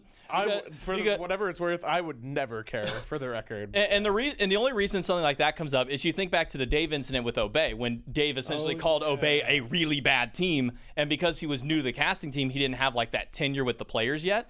So it came off as really mean and aggressive, but he was just saying the truth at the time.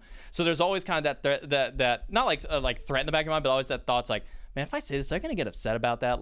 If I say that this dude just outright sucked in a game, are they going to be upset about that? What kind of in the mindset there? So I usually kind of play as close to neutral as I can, but I'll sometimes, if I have something, I'm like, this just didn't look good. Like, man, that's the third Ares game in a row that this dude has played, and he is 0-17. He should probably stop playing Ares. Like those ones where I can like bring more fact into it is when I'm a little bit more, not necessarily mean sounding, but a bit more matter of fact. Otherwise, I usually kind of like sit more towards the neutral stance. That way I'm not like pissing off a player. You know, someone comes up, it's like, dude, what are you talking about? Like, why are you saying this about me? It's just like, I don't know, man. You kind of sucked the last like 5 games you played. Is it really mean? I don't know if you have any opinions on this, Aurora, but I've always been on team like, I prefer, like, I feel like casters should be allowed, like, to me, like, especially if you're like a chair 2 or you're an analyst, I feel like your job is to also analyze the bad things. And I feel like if something's bad, I feel like it's like kind of your job almost to say it a little bit, or like to be allowed to say it. I think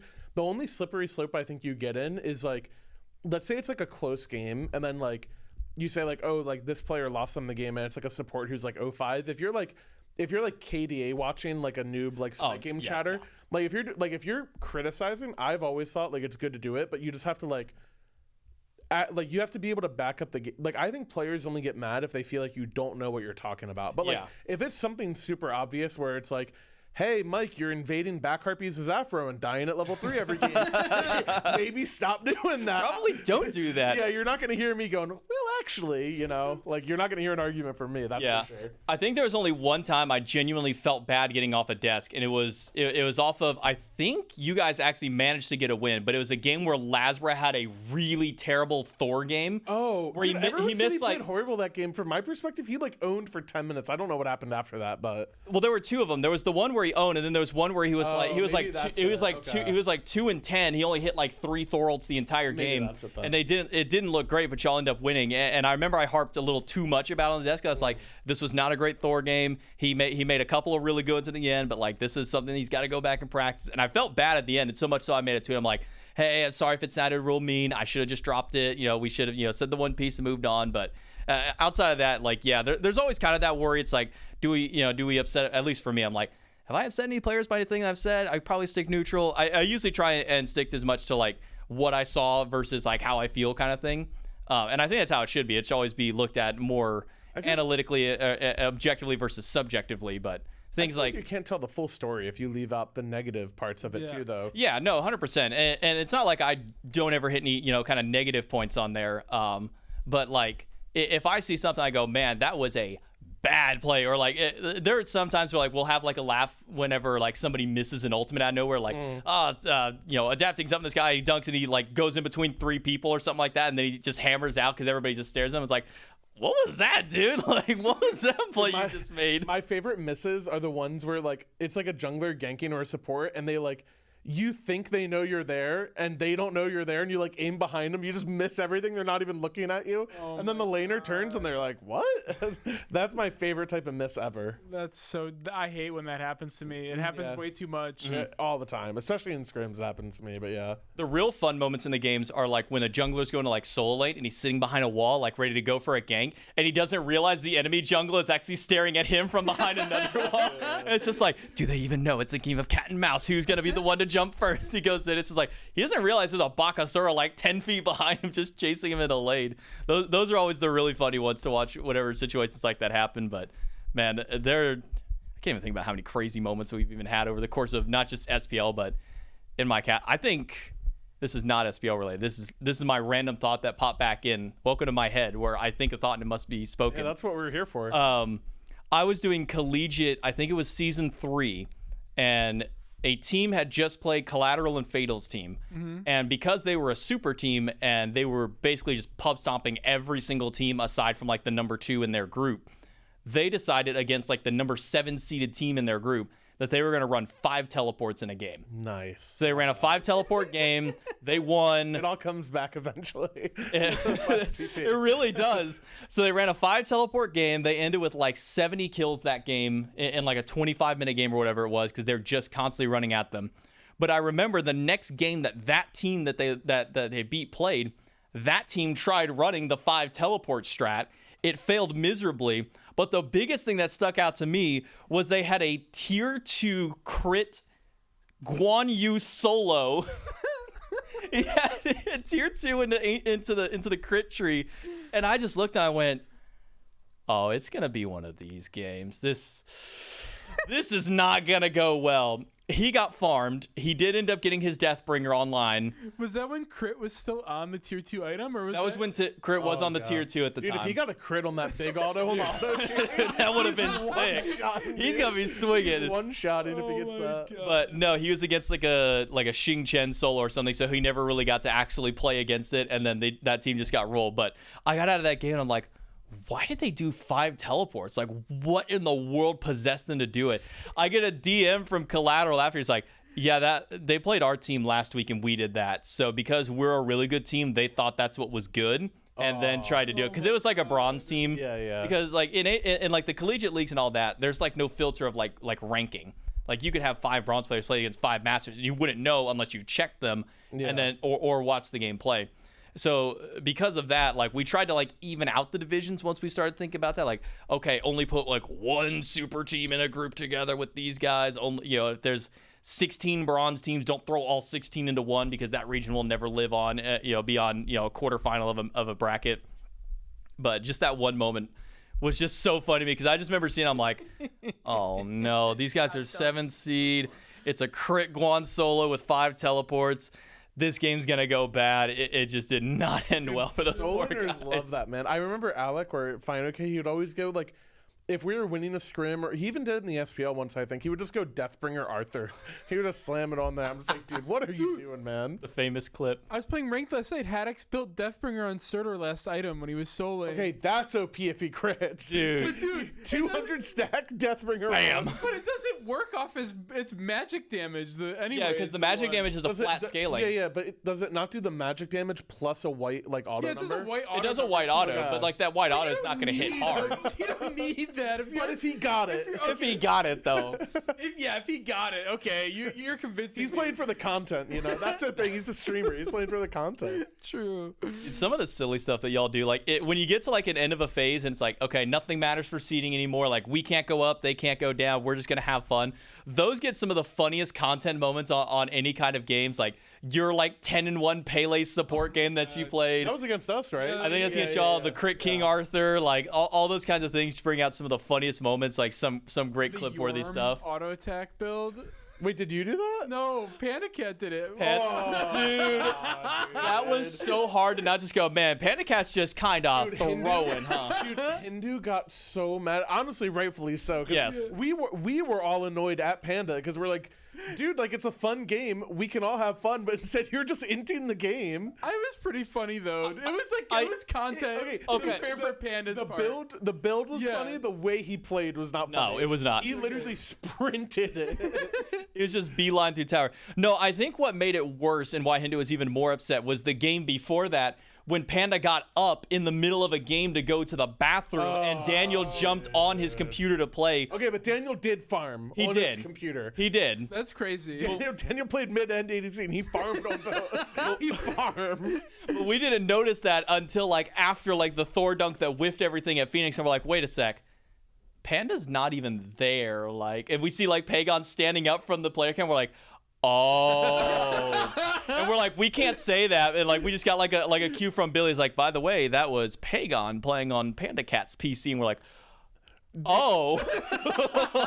Well, do you know does Baskin ever say it anymore? The like, give me your keyboard joke? Oh. Baskin back in the day, we used to like play ranked, like a bunch of us together. And he would always just make a joke. Like he's like kind of BMing, but it's like, we're all just like trash talking, having fun. Mm-hmm. And he'd be like, dude, if you just gave me your keyboard right there, we would have won that team fight. Like he's like, just give me your mouse and keyboard. So we used to say it when we got Scream on the team and stuff.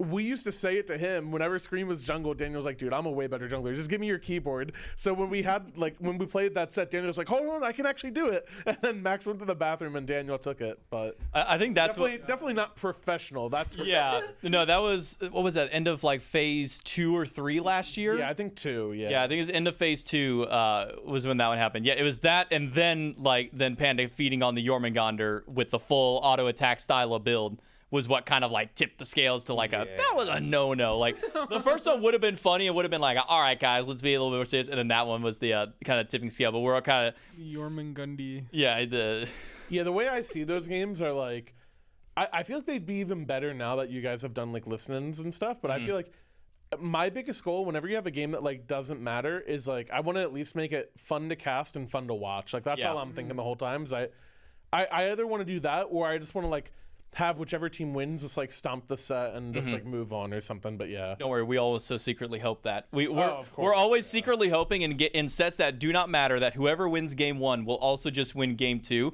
But there are some people whose egos just will not let them lose. That to them that roll star. Yeah, like you guys are like, we just can't lose to that. Are you kidding me? Like we're not gonna lose because of that. I think there was only That was one a fun set, though. Still. Yeah, it was. I think there was only one time that something like that did happen where it's like, okay, the game doesn't matter. It's a seeding. It's do you want to play the number 1 team or the number 2 team kind of situation. And both of them were really good at that at that time. It was before I got to SPL. It was one of the world's qualifiers that was there. And it was just like, all right, cool. It's the last set. We've been here for like 8 hours already. And yours is the last game that needs to be played. And there was like, all right, cool. Whoever wins the first one, they're just going to win the second. Team wins the first game, and then we look at the player cams, and everybody's just look like, I don't think we're gonna let this happen. No.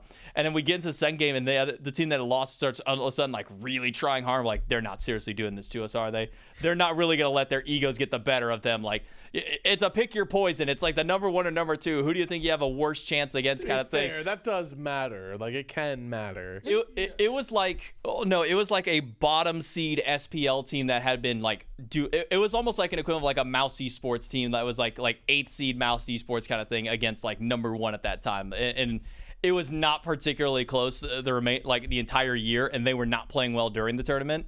So it was like, all right, this like doesn't really matter, guys. Like you don't have to ego each other because there are ones that are like, yeah, we'll just do a 2-0, be out nice and quick. And then there's like the players who's like, we can't lose to that, dude. Like we can't get cringe 1 in game number 1 and just go down quietly in a set. I don't think I've seen one where like in a set that doesn't matter, the team doesn't still keep trying really hard in game number 2 because they like they lost really bad game 1 or lost to some nasty cheese. Well, the thing that sucks for the casters in that type of like really long day or long event is like for you guys been going for forever, but like if we're gonna play, like I want to play. Yeah, you know that's kind of how I feel about it. No, that's understandable. It's only on the long days that we're just like, all right, dude. Like, do we really need to go to a game 4 now? Like, you can just get, you can just kind of end this 1 and 3. Haven't had one of those like this year where it's like, all right, did we really need to do all of this? But there's always like that funny in the back of my mind. It's like, all right, cool. Game 1's done. You can just lose game 2. We can go home, be out of here by 9 p.m. as opposed to leaving at 10:30 p.m. Yeah, I didn't really think about it until Aggro had actually explained it to me one night. Like, being a caster for, like, I remember, it was at a Worlds, I remember. It was, like, one of the first couple Worlds he had casted, and I remember I was, like, talking to him between games. And, like, normally, like, every night at, like, Worlds, like, if we're at a hotel, like, a lot of people would hang out in the lobby, like, talk, whatever. And I remember there was one night he, like, went up to bed, like, instantly. I was like, oh, are you tired? He's like, no, I just can't talk. Like, if I talk, I'm just going to ruin my voice. I'm like...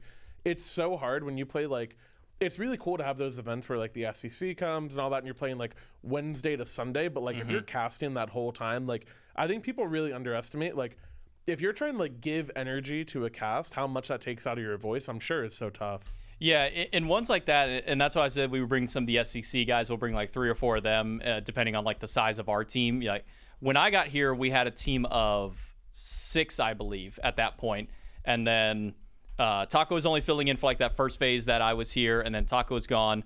We still had a full squad of 6 at that point, and then Aggro left, and then we were down to 5, and then Dave left, and we were down to 4. And it's like we just keep going down, but we don't keep going back up at any point. Like we're not getting more. So this is the first time since I joined that we've actually had a 6-man squad. Granted that Frog doesn't cast any second slot Sundays because he actually flies in and out every week. I actually had to just count because I was like, no way, it's 6, right? But it actually is. Yeah. That's crazy. Yeah, so Frog flies in and out every single week for SPL. So he comes in on Friday morning, and then he flies out on Sunday. And then inbound, he's whenever we need him to put him on the schedule. But the thing that makes it harder, and I think that some that the fans also don't realize is, when we have 4 or 5 people, you need 4 people for every single game that you do. You need 2 for desk and 2 for cast. So when you only have a team of 4, you're on everything. So phase 1 was actually really tough because it was very often that like Dave would be out for this event, or Core would be out for here, or if like Mifflin or Trelly got sick, we're down to 4. And so we're doing the whole weekend with only 4 people. So we don't get a set off to sit down, eat lunches. So having even that 5th and now even the 6th person means that now on our average week, everybody gets 2 games off. So you get 2 casts, 2 desk, and then 2 off. It's kind of how things go, which makes it really nice. For me this week, I think I was supposed to be on desk. I think I was supposed to be on desk the first 2 days or something like. No, I was supposed to have 2 casts and 2 desks. I ended up doing 1 cast and 3 desks. I'm glad that my first and only cast was actually your set, so I got a 5 gamer out of that one. But yeah, having the extra people really makes it a lot nicer because now you're not as stressed. You can give your energy a little bit more often. Whereas when you're doing 4 or 5 people, and especially if someone's out, you can't give it your all every single game because you're like, if I do that now and then in my second one a day, especially when we were doing like 3 best of 3s a day, you're like, I can't do that for 3 sets in a row and then be expected to come out here Sunday morning and still have that same level of energy and voice. So like, that's crazy. So now that we have the 6 people, it lets us be a little bit more into it. We can get a little bit louder, a little bit crazier with our stuff. Yeah, I feel like some of your calls have been like really crazy. I think was it the pentakill that Sod had? You had a sick call on that. I feel like I noticed it for sure. Like you guys definitely can bring more energy to the games. Yeah. Like just all the calls have been really. It's probably so much more important in best of 5s as well because like, if it was just the 4 of you, it'd be so draining. Oh, we'd be dead. Like, it'd be so bad. We would not be going the same speed that we are by this point. We'd be dead by like week 2, maybe week 3. I actually wanted to ask on a similar topic. You said you did it was the semis at Worlds. Did you do ours or did you do the King's Bowl? I did their semis at Worlds this last year. It was against us. So it was right? Yeah, I did. Yeah. Actually, yeah, it was y'all semis. Yeah, So I'm kind of curious. Like, what was your experience with Worlds? Like, was the energy how you expected? Was it hard to keep your voice with the crowd? Like, so what made this Worlds really cool compared? Obviously, the Worlds probably was in studio, so no audience. The audience actually made that semifinal so much funnier. Because you guys aren't doing anything, and all of a sudden, what happened was we were switching between 2 of our spectators, and it got caught on. I can't remember who it was. I think it got caught on like Final K or Sod, I think, or Sod, one of the 2, and it got caught on them just like doing a blue buff and then going back to base and then walking back and doing totem. So the crowd, anytime like nothing was happening, Doug would just move over to like whoever's doing a buff, and they just go blue, or then like Sod would take a totem, and you just hear the whole crowd go cool, and it just made it so much funnier the entire time. So that energy just got super infectious to where like, even if the games were long and not a whole lot was happening, I could just sit there and like I could like pull from the crowd kind of energy. I could just be like, oh man, he's going up to his blue buff. He's gonna be able to confirm it, and he's got it. And you'd hear the whole crowd going, yeah! And they pull away from the camera, they pull away from a buff, and everybody like, boo, go back to the buff. Like, come on, we want to see this. So doing a semi, while it went the full distance and having a semifinal that did go all 5 games felt really good for me because I'm like, it's my first semifinal at Worlds. I get to do all 5 games. It's action-packed. It's crazy. The crowd definitely made it a lot better because when it was slow, you could have a little bit more fun with the crowd. You can tease them a bit. But just being able to have that crowd energy behind where it made every call feel so much more impactful too, because then like you hear the cheers going loud. It gets you infectious. You want to keep going. It can also be a hindrance in that because you're like, yeah, the crowd's going crazy. I got to get crazier. I got to get louder and go and go. And if you have to do another set after that, you got to go, oh, oops, I probably should have slowed down there because now I don't have a voice for the next day or for the next set going through. So I got good practice with it was the Bolt set that I did the day before. It was Bolt's. Did they play Mambo? No, that was Bolt's Leviathan. No, it was Mambo. I think it was yeah. Oh no, I didn't. No, it wasn't that one. I did Leviathan's Titans. No, I did y'all's. Levi Titans. I did Levi Titans. That's who I did. I had Levi Titans. No, I also had the Bolts Mambo. I had Bolts Mambo, Levi Titans, and then Titans Dragons were my sets. And going back and watching those, like it's always fun. Sometimes it sucks going back and listening. Like, oh, I gotta listen to my voice. Ooh, fun, yay! That's always the fun for like VOD review. I go watch back old games. I'm like, what am I doing? What is happening, man? Yeah. But no, I went back and I listened to those. I like the calls I did, and I realized my ongoing call story with like your team was like, this is not the team that was expected to be here. The Leviathans were supposed to go all the way to the finals, but they're getting shut down by the Titans in game number 1. Yeah, that was kind of the go-through energy. It followed through that same, kind of, thread line at the very end of it. It was like, this is not the team expected to be here. And then said, and they move on to face the Kings in the finals, like all that kind of great stuff.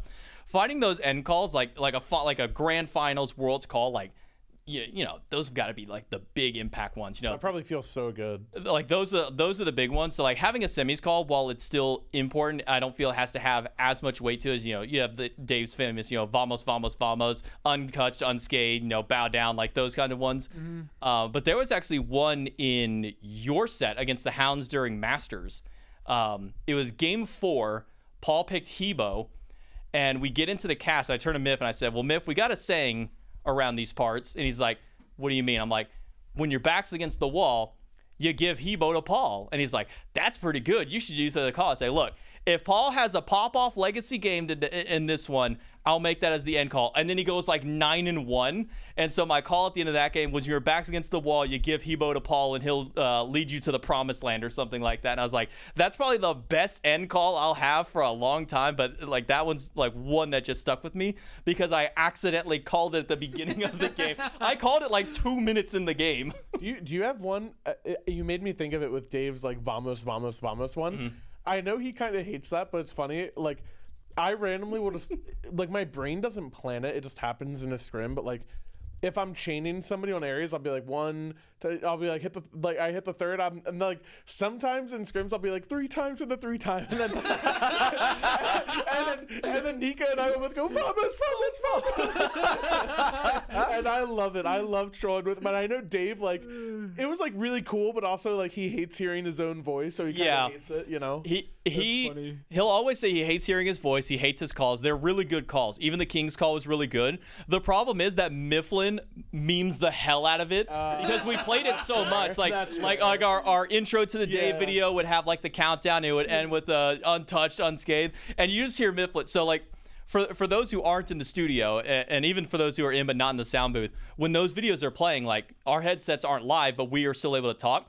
And that video would play and get to that point. And if it's Dave and Miff on the desk, Miff would just be there with the microphone muted on his head. He's just go, untouched, unscathed, like next to Dave on the desk. And you just see Dave's face just go, bro. Really? Right here. It made Dave hate the call. He now thinks it's a bad call because Mifflin memed it so much. Yeah, but it's such a good call. But literally anytime that call would come on, if Miff is on that desk, he is yelling it into the muted microphone. That's too funny. And no one in chat will ever hear it, but it's just so funny every time it happens. Oh my god. Miff also has a way of like, if he knows he can get under your skin, he has a way. He's an instigator. Yeah, no, he's good at it. He is a really good instigator, and sometimes it's really funny until you get them in the bad mood. And you're like, maybe I shouldn't have done that because now I gotta cast with that guy, and he's gonna hate me the whole time. Yeah, it happens. Sometimes he'll still say it's worth it though. I want to say it's funny when you were talking about. I know this is like way farther back when you like applied for AVGL. And they're like, yeah, we're looking for all these positions. And then you kind of just strolled on in and you're like, oh, well, I guess I'm doing everything now. Yeah. Bro, I felt like the Jithans of AVGL at the time before like Jithans was even big on there. We ended up getting Jithans for like future seasons too, like the spectating part for us. Yeah. But yeah, like that first year, it was like, okay, I'm doing the admin work. I'm making sure to input the scores on the panel. I'm making sure that players are like joining in for their games, recording the games, uploading them. The only thing I wasn't doing was literally just streaming the games at that point. But yeah, that being like the jack of all trades at then made me like have a really strong appreciation for the guys who do that, like who all individually do those jobs. Yeah. I'm sitting here like, man, this is like a 5-man job and I'm the one guy doing this. So it's crazy because like when I first saw you, I was like, oh yeah, this guy's cool or whatever. And like I like not until later down the line until like I really learned like all the stuff that you did behind the scenes for like all the collegiate stuff. Like you really gave a lot of people like opportunity to like play competitively. Which is great. And like without people like you, like Billy, everybody on production, like you said, like we wouldn't be able to get to do the things that we get to do, which is cool for sure. So like just giving people the avenue to do something as cool as that, I'm like very thankful, like to you especially, because I think it was really cool. It's really cool that you gave so much people an ability to do something that they like, which is cool. And then also, I feel like you've also brought in so many fans just for like SPL in general, because I know a lot of the collegiate guys. I've been coaching a couple of them this year. Texas A&M, they signed up for one of my coaching sessions. Really? And they have 4 teams that play collegiate. What? Yeah, just one school. Dude. 4 teams. They signed up. They had like 20 people come in. And they're like, yeah, can you do like a presentation for us? And I'm like, yeah. I'm like, oh, I was expecting like 2 to 3 people. I joined the Discord. There's like 20 people. And they're like, oh, hey, Aurora, what's up? And I'm like, wait, all you guys are here for Smite? And they're like, yeah. And I'm like, what? So cool. But yeah, man. And then just like, I feel like all the people that play collegiate, a lot of them either went on, like the couple people like Final K and Sanford Soccer, I guess there's like a couple rare people that played SPL, but a lot of them I feel like kind of transitioned to being SPL fans, and like without an avenue for that, they probably would have never got into it. So I think that's great. So I love that. Yeah, it's always fun getting to tell the story of like, yeah, I watched Fine OK before he became like Fine OK. I got to see Sam for soccer before he jumped up in. And that was actually when Fine OK was playing jungle at the time. This is before he became a soul laner. He was playing against Mojo Cat's team for finals that year as Hunbat's jungle and was just like rolling. So like getting to see like their come up stories. That was also not that year, but the next year had Sheikah was one before he got to jump in with like flashpoints. So like there have been a few collegiate players who have made it to the pro league. I even got to watch Jade remember before his gauntlet run. Like getting to see like those names like really kind of stand up is always like such a great thing to watch. But then like having the story like season 6, the year that Sam won, was like the most emotional grand finals I've ever been in, because I'm like, I watched both of these guys play and now they're in the finals. I'm like, that's crazy. Sam wins and I'm like almost crying. Like I'm so proud of him. Like I watched this guy playing like collegiate. I watched Final K play collegiate, so it's like emotional for me, and like it's like I got to watch these guys come up from like the SCC and the collegiate era and kind of find their wins. So like it's always fun getting to see those, and then getting to tell like the silly stories of like the collegiate behind the scenes all the time. So. Oh, sorry. Keep going. No, I was just going to say, like, it's really cool seeing, like, how many people at, like, the amateur level want to get that level of competitive, which is why, like, when we had one season where we got told, like, hey, this is probably the last year of AVGL, and we're like, what? It's like, well, Hi-Rez wants to go with another avenue, so, like, we're not going to have a prize pool. We're not going to have, like, a LAN. Like, it was, like, I think it was, like, we had, like, 100,000 gems or something for the league, and then, like, no cash prize. We noticed that like turnouts went down that year, and then it's like, oh, that's because this year they're gonna do a NACE finals at Worlds or whatever. I'm like, okay, that's kind of cool and whatnot, and getting to watch the stuff like that. So it's always cool seeing the behind the scenes. It kind of almost made me a little upset, because I was like, we've been AVGL, like we've been doing this for like 5 seasons. Like we were on season 5 at that point, so we were like 2.5 years in. We're like, we've done this for like 5 seasons now. Like why are we just now like getting all of our stuff stripped away from us for these people who have never touched the game of Smite before? Then they do their stuff. They have their second season after that one. That was the year that, the second year was the year Billy won. The first one was the Meerkats win. So it's still cool getting to do that, but it kind of like miffed me a little bit. And then also when they were just like, yeah, you have to. The one thing I will say that I wasn't the biggest fan of NACE was that they required you to be within like NACE's like group or something. Like I don't know the best way to say it. Like they basically had to like approve you and your school to be in it. But to be approved into the NACE program, your school had to have like a dedicated esports program. They had to have this and that. Like they had all these requirements to get in there to be a member of their stuff. And they turned down RIT, who's like one of the biggest tech schools in the Northeast. Like when they turned down RIT, and even like some of the other ones like where Dan Clerkey was like where he was doing his stuff, even they were just like, like Maryville wasn't turned down, but even he was like, this is a little strange. So like that was like my only thing I was kind of about, and I let them know, because like before they're like, you don't have to be a member because it's still kind of new. Then they just jumped in. They gave signups late. Like they did it like, oh hey, in 3 weeks we're kicking off our league. Now you get to sign up. It's like, well, it takes a month to go through your membership program kind of thing. Like it takes like weeks to do your approval. I think especially for Smite, because like obviously we're a smaller esport compared to like League or whatever, so that's definitely really tough. Yeah, and the other part was then the year before, because we told them like, hey, you're not going to be able to get full schools and get a large roster of people to be doing it. The second year, they're like, you have to all be in the same university to do it. We won't accept anything mixed that time. So their turnout was much lower that time around. And I let them know, I said, this isn't the best decision given that Smite, like any other esport, you can do that. You can do that no problem. Rocket League, Dota, CSGO, all that stuff. You can run those no problem and be able to like get full teams from those. But Smite is so much smaller than those. Like, you're not going to be able to find full ones. And there were people like, we have an esports Discord with like 200-300 people in it or whatever, and we can't find 5 people. We couldn't even field 3 people for a team. And I let them know all that.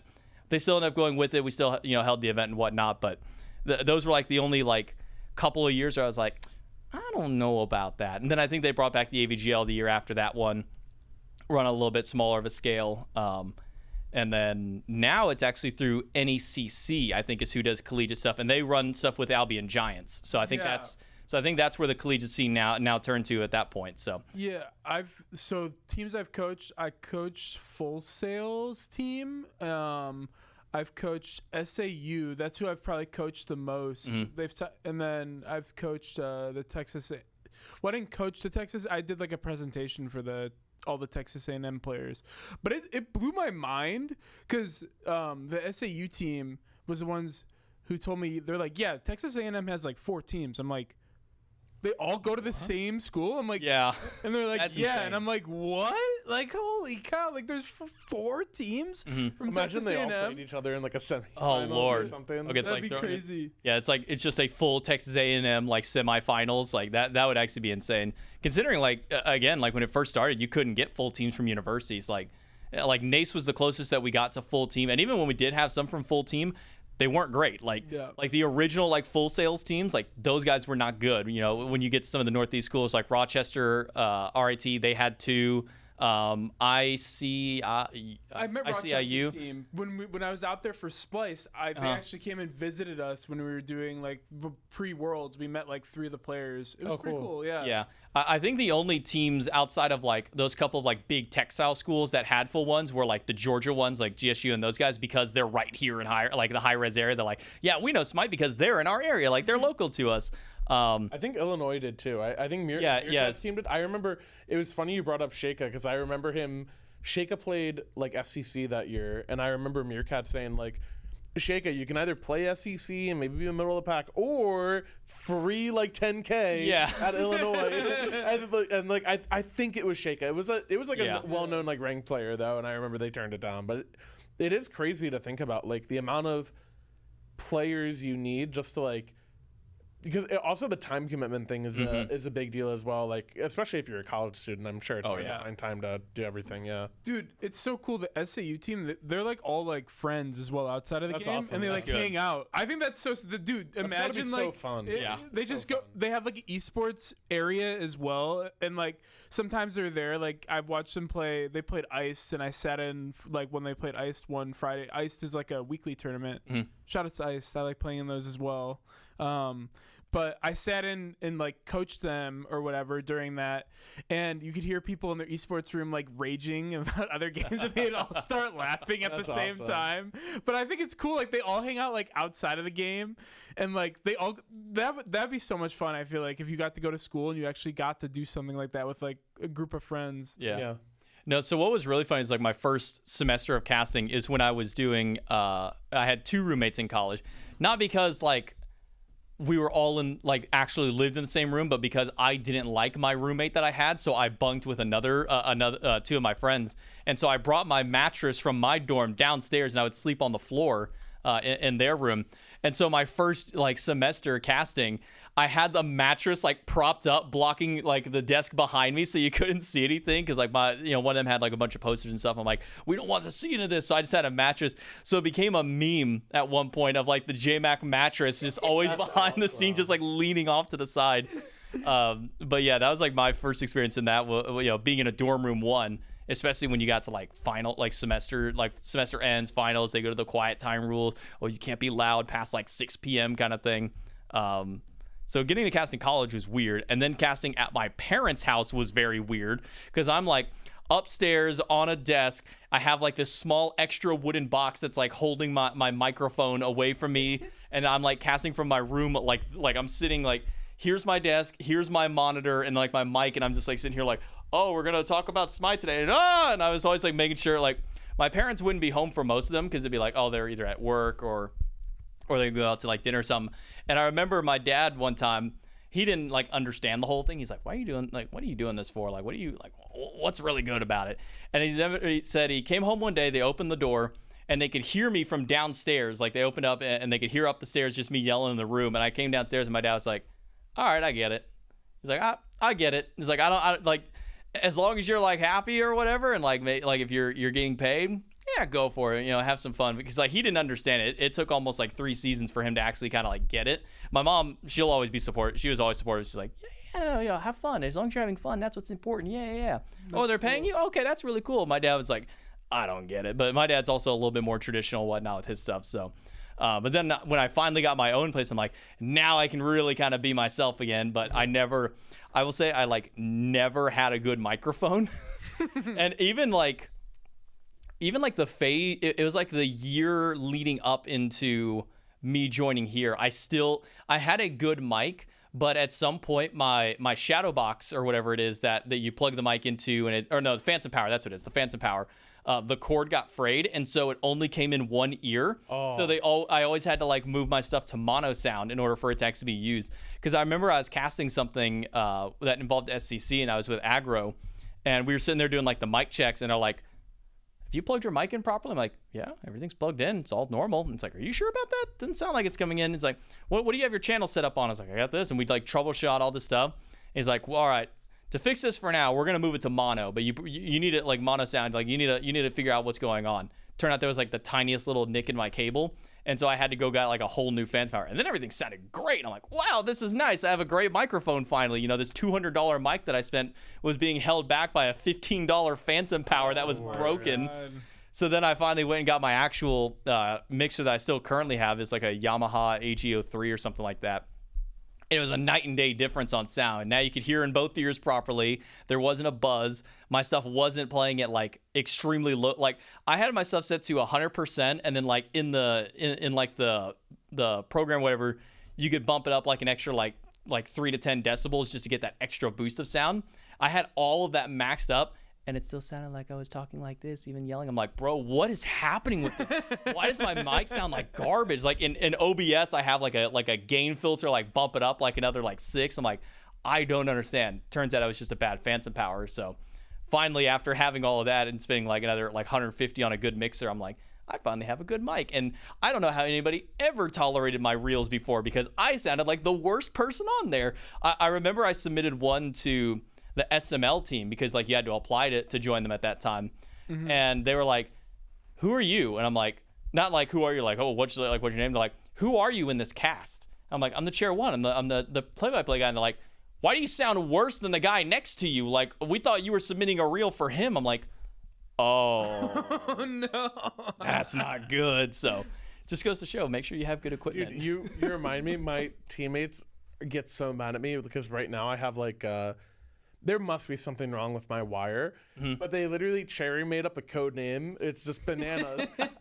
My cats, like between games or something, or like let's just say I'm doing prep, like I'll normally like kick my feet up and my cats will like come like hang out with me, and that's like when that's like my feet are up, that means they can jump on the desk. And when they do that, if they bump my mic even a little bit, just for people watching, like if it's there, just tap it. Yeah. It like there must be something wrong with the cable. They can't hear me anymore. So like whenever we're doing prep, like I'll be talking, I'll be like, oh yeah, like what if we do like, this, that, or whatever, and Cherry will just be like bananas. And then like they can't hear me anymore. I have to just replace the cable, but I'm just dumb and lazy, so I don't do it. You're literally just doing like, you're giving like this big old spiel, halfway through it cuts out, and then oh my god, dude, that has to be the worst. Exactly. Now I'm just like, just say you hate cats, it's fine, just say you hate my cats. And then Cherry's like, dude, don't turn it on me, man. And Lasso has like this when he's like annoyed, he has like this fatherly like way about it. He's like, Mike, you've got to stop. Like, this cannot continue. He'll say something like that. And like, I'm just like, dude, I know. But yeah, it's so funny. Like, your equipment trolling you is just the worst thing ever. So it feels so annoying, bad. man. Yeah. Especially if you don't know like exactly what it is. Speaking on something similar to that, we've actually been having like some really bad internet issues in my apartment recently. So much so that like is the worst. First off, internet issues are the worst, especially like when I was like getting back into ranked at the time. I'm like, yeah, I want to do ranked, and then I get like DC'd from half of my games, and I'm like, this is miserable. I don't like this. So we had him replace the router. That was cool. I was like, cool, we're not having any problems. Our first day was great. Turns out they didn't reset the router properly, so it was trying to pull back our old IP on this one. So like every 2 hours, our internet's just dying for like 5 minutes at a time. So then they factory reset it, and like, okay, cool, everything's working. We're going. 2 days later, we start having all these hiccups, and we're like, what is happening? We just replaced all of the equipment. We had a tech guy come out here. I called him up, and they're like, look, this is a problem. Like, I'm paying you guys like $100 a month, and I'm not getting $100 a month internet. And they were just like, well, we've already reset the equipment. If it goes down again for like 5 or so minutes, do this, check this. Turns out what it was, because we didn't even ring out at troubleshoot. I was like, all right, look, here's what I'm going to do. I'm going to go to all of our stuff. I'm going to literally unplug, unscrew every single cable and wire, and we're going to replug this whole thing back in. Well, I think what was happening was like the auxiliary cable that plugs in, the one that, it's got the little needle and you screw it into the wall, whatnot. That was bent slightly so it could go behind we had like that 9-cube dresser or whatever. And in one of them is like hollow. Like we have like all of our retro games on there. And in one of them is pretty hollow in the back, but we just had it like folded up and like tucked behind it.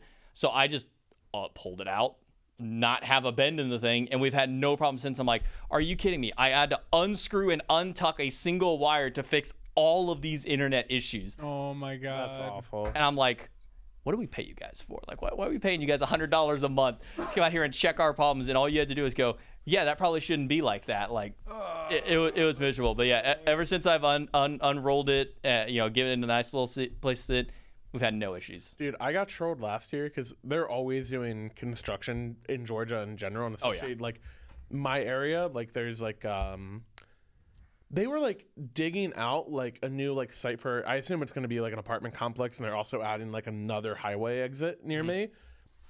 And they just hit the power line. Like every week they would just hit or not the power line, like the internet line or whatever. Yeah, the fiber lines. Yeah, the fiber. I'm just out of internet. So like I would just randomly last year, I'd just be like, okay, I can't scrim for 2 days. And it was me, Max, Daniel, and Sam. Everyone but Fine OK. We were in the same apartment complex, and we're like, yep, can't scrim, can't play rank, can't do it. Yeah, those are the worst. Is like, it's especially awful. when they're out of your control. We've actually had at my complex 2 times in like 3 weeks where I don't know what was happening, because like it's already an after the fact thing, but somebody was hitting a power line and like it took our entire complex out of power. That's awful. For like an hour or two. And normally it's not a big deal. Like, okay, it's out for an hour, you can leave, go do whatever. First off, it's the middle of the summer, so that sucks. It's just going to get hot as hell. The second is that we have a chinchilla at our apartment, and they can't have temperatures go over like 75, 76. So we always have to keep our apartment cold. But like if the power goes out, we have like 30 minutes to decide what we're doing. Oh. And so the first time it happened, my partner ended up taking the chinchilla into our car and just went out and was driving around for a little bit. The second time we're like, we got to figure out what's going to happen now, because if this keeps happening consistently, it's not going to work out. So thankfully the power was off and on within like an hour, and it was like late enough at night to where it didn't get too hot, but just somebody was randomly hitting it, and they were like backing into the pole and like hitting something there. And I'm like, how do you have a power pole not only in your like complex? Is the one next to us, not even like our actual complex, it was the one right next to us. It's like, how do you have not only a power pole there, but something that's not blocking that power pole to prevent a truck or whatever from backing into it and shutting the power off? How also is the truck just, or whatever's how do they keep backing into it? Like, who keeps hitting this one power pole? It's a giant 30 some odd 60-foot pole that's up that goes all the way up, and it's made of solid wood with probably a concrete base. Like, how are they just hitting this and hitting it hard enough to knock the power out? Like, how is this happening? Just unlucky. Nothing you can do. That's crazy. That's I'll never understand it. I don't understand how it first got hit the first time, and then they didn't think, hey, let's set up a barricade so it can't be hit a second time. Let's put concrete slabs out to where they can't run into it again. Nope, they're gonna hit a second time. Maybe now they'll learn the lesson. Haven't had an issue since then, but twice in like a month was wild. Like, how did it happen the first time to begin with?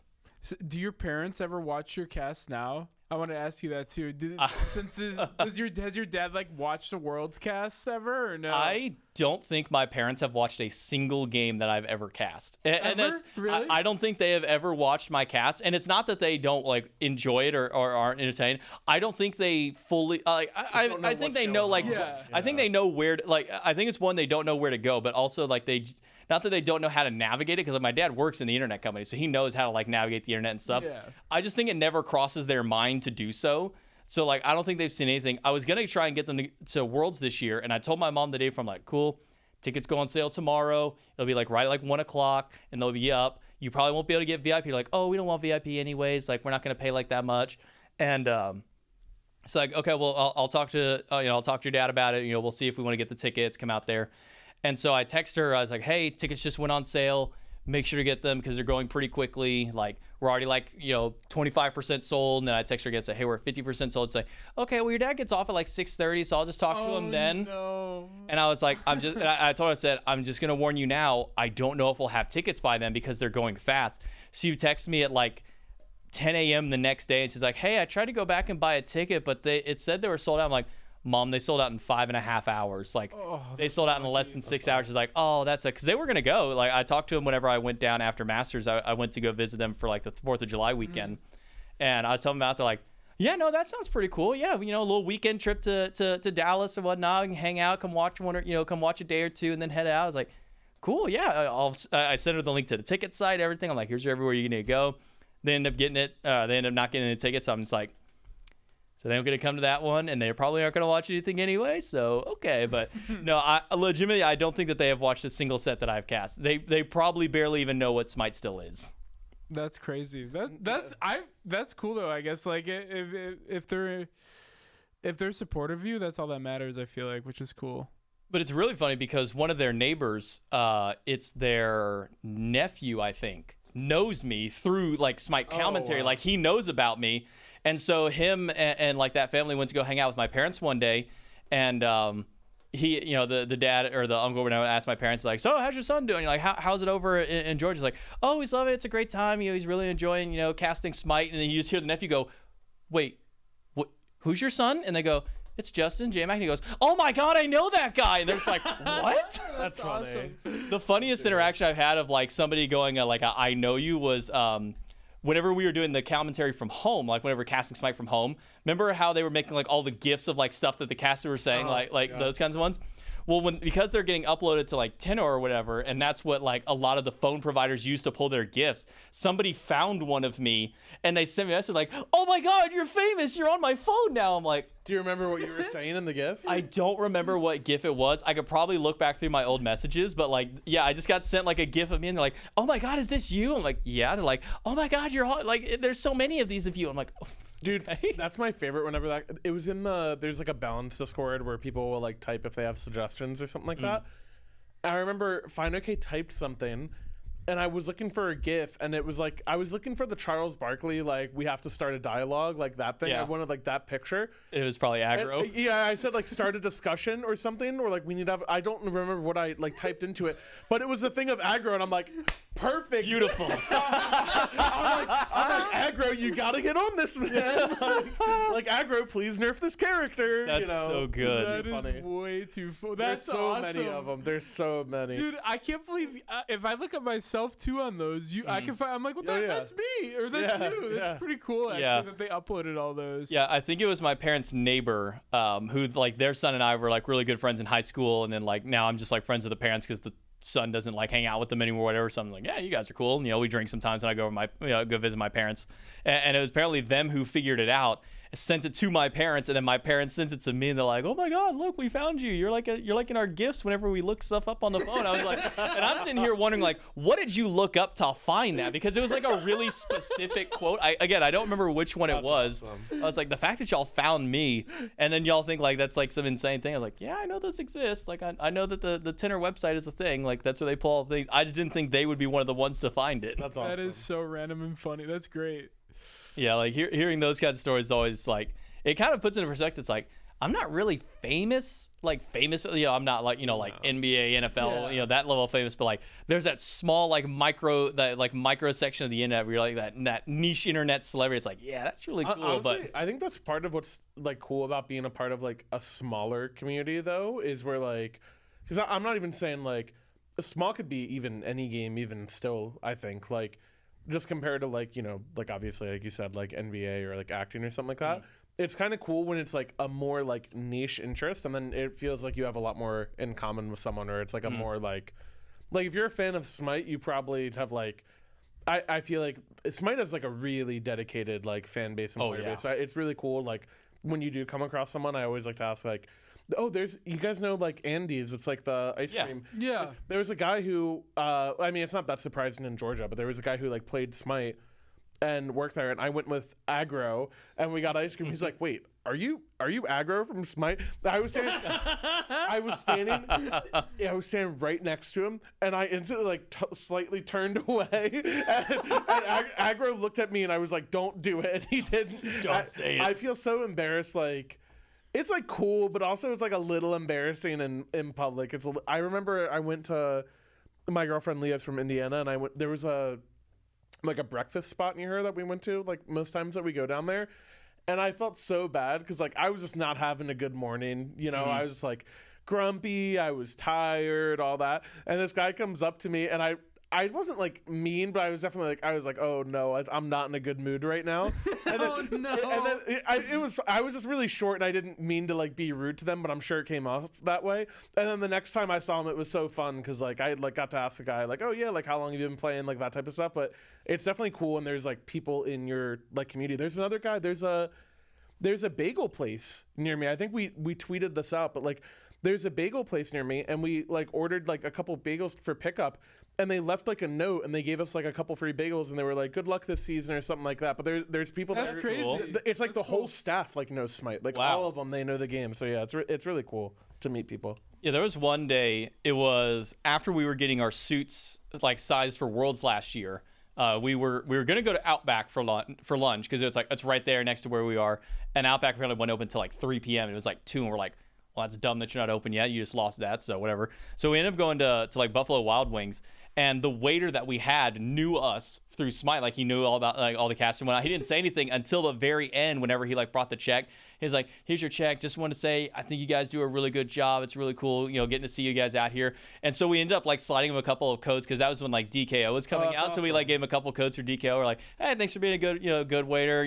Glad that you enjoy us. Here's like a little gift." We gave him like, I think we gave him like a couple like the caster announcer packs for like him and some friends. We gave him some DKO codes. So. That's super cool. Yeah. But cool. like that's the only time I've been recognized, out in public. And then it's always funny to hear about like the stories of like some of like the people who like see the players out there.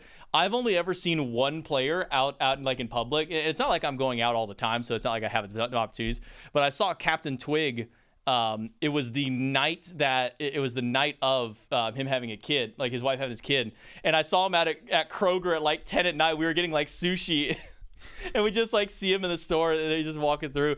It's like, "Hey, how's it going?" He's like, "Good." It's like, "How's it going with the baby?" It's like, "Still there, just getting some food. Like we need to get back, and get ready." And they were like playing the next day. I'm like, "Well, we'll see you tomorrow." He's like, "Yeah, see you tomorrow." It's like, that's like the only like player interaction I've had outside of like the studio or just like a general environment. But Dude, there's something about me having the worst timing with seeing like other players.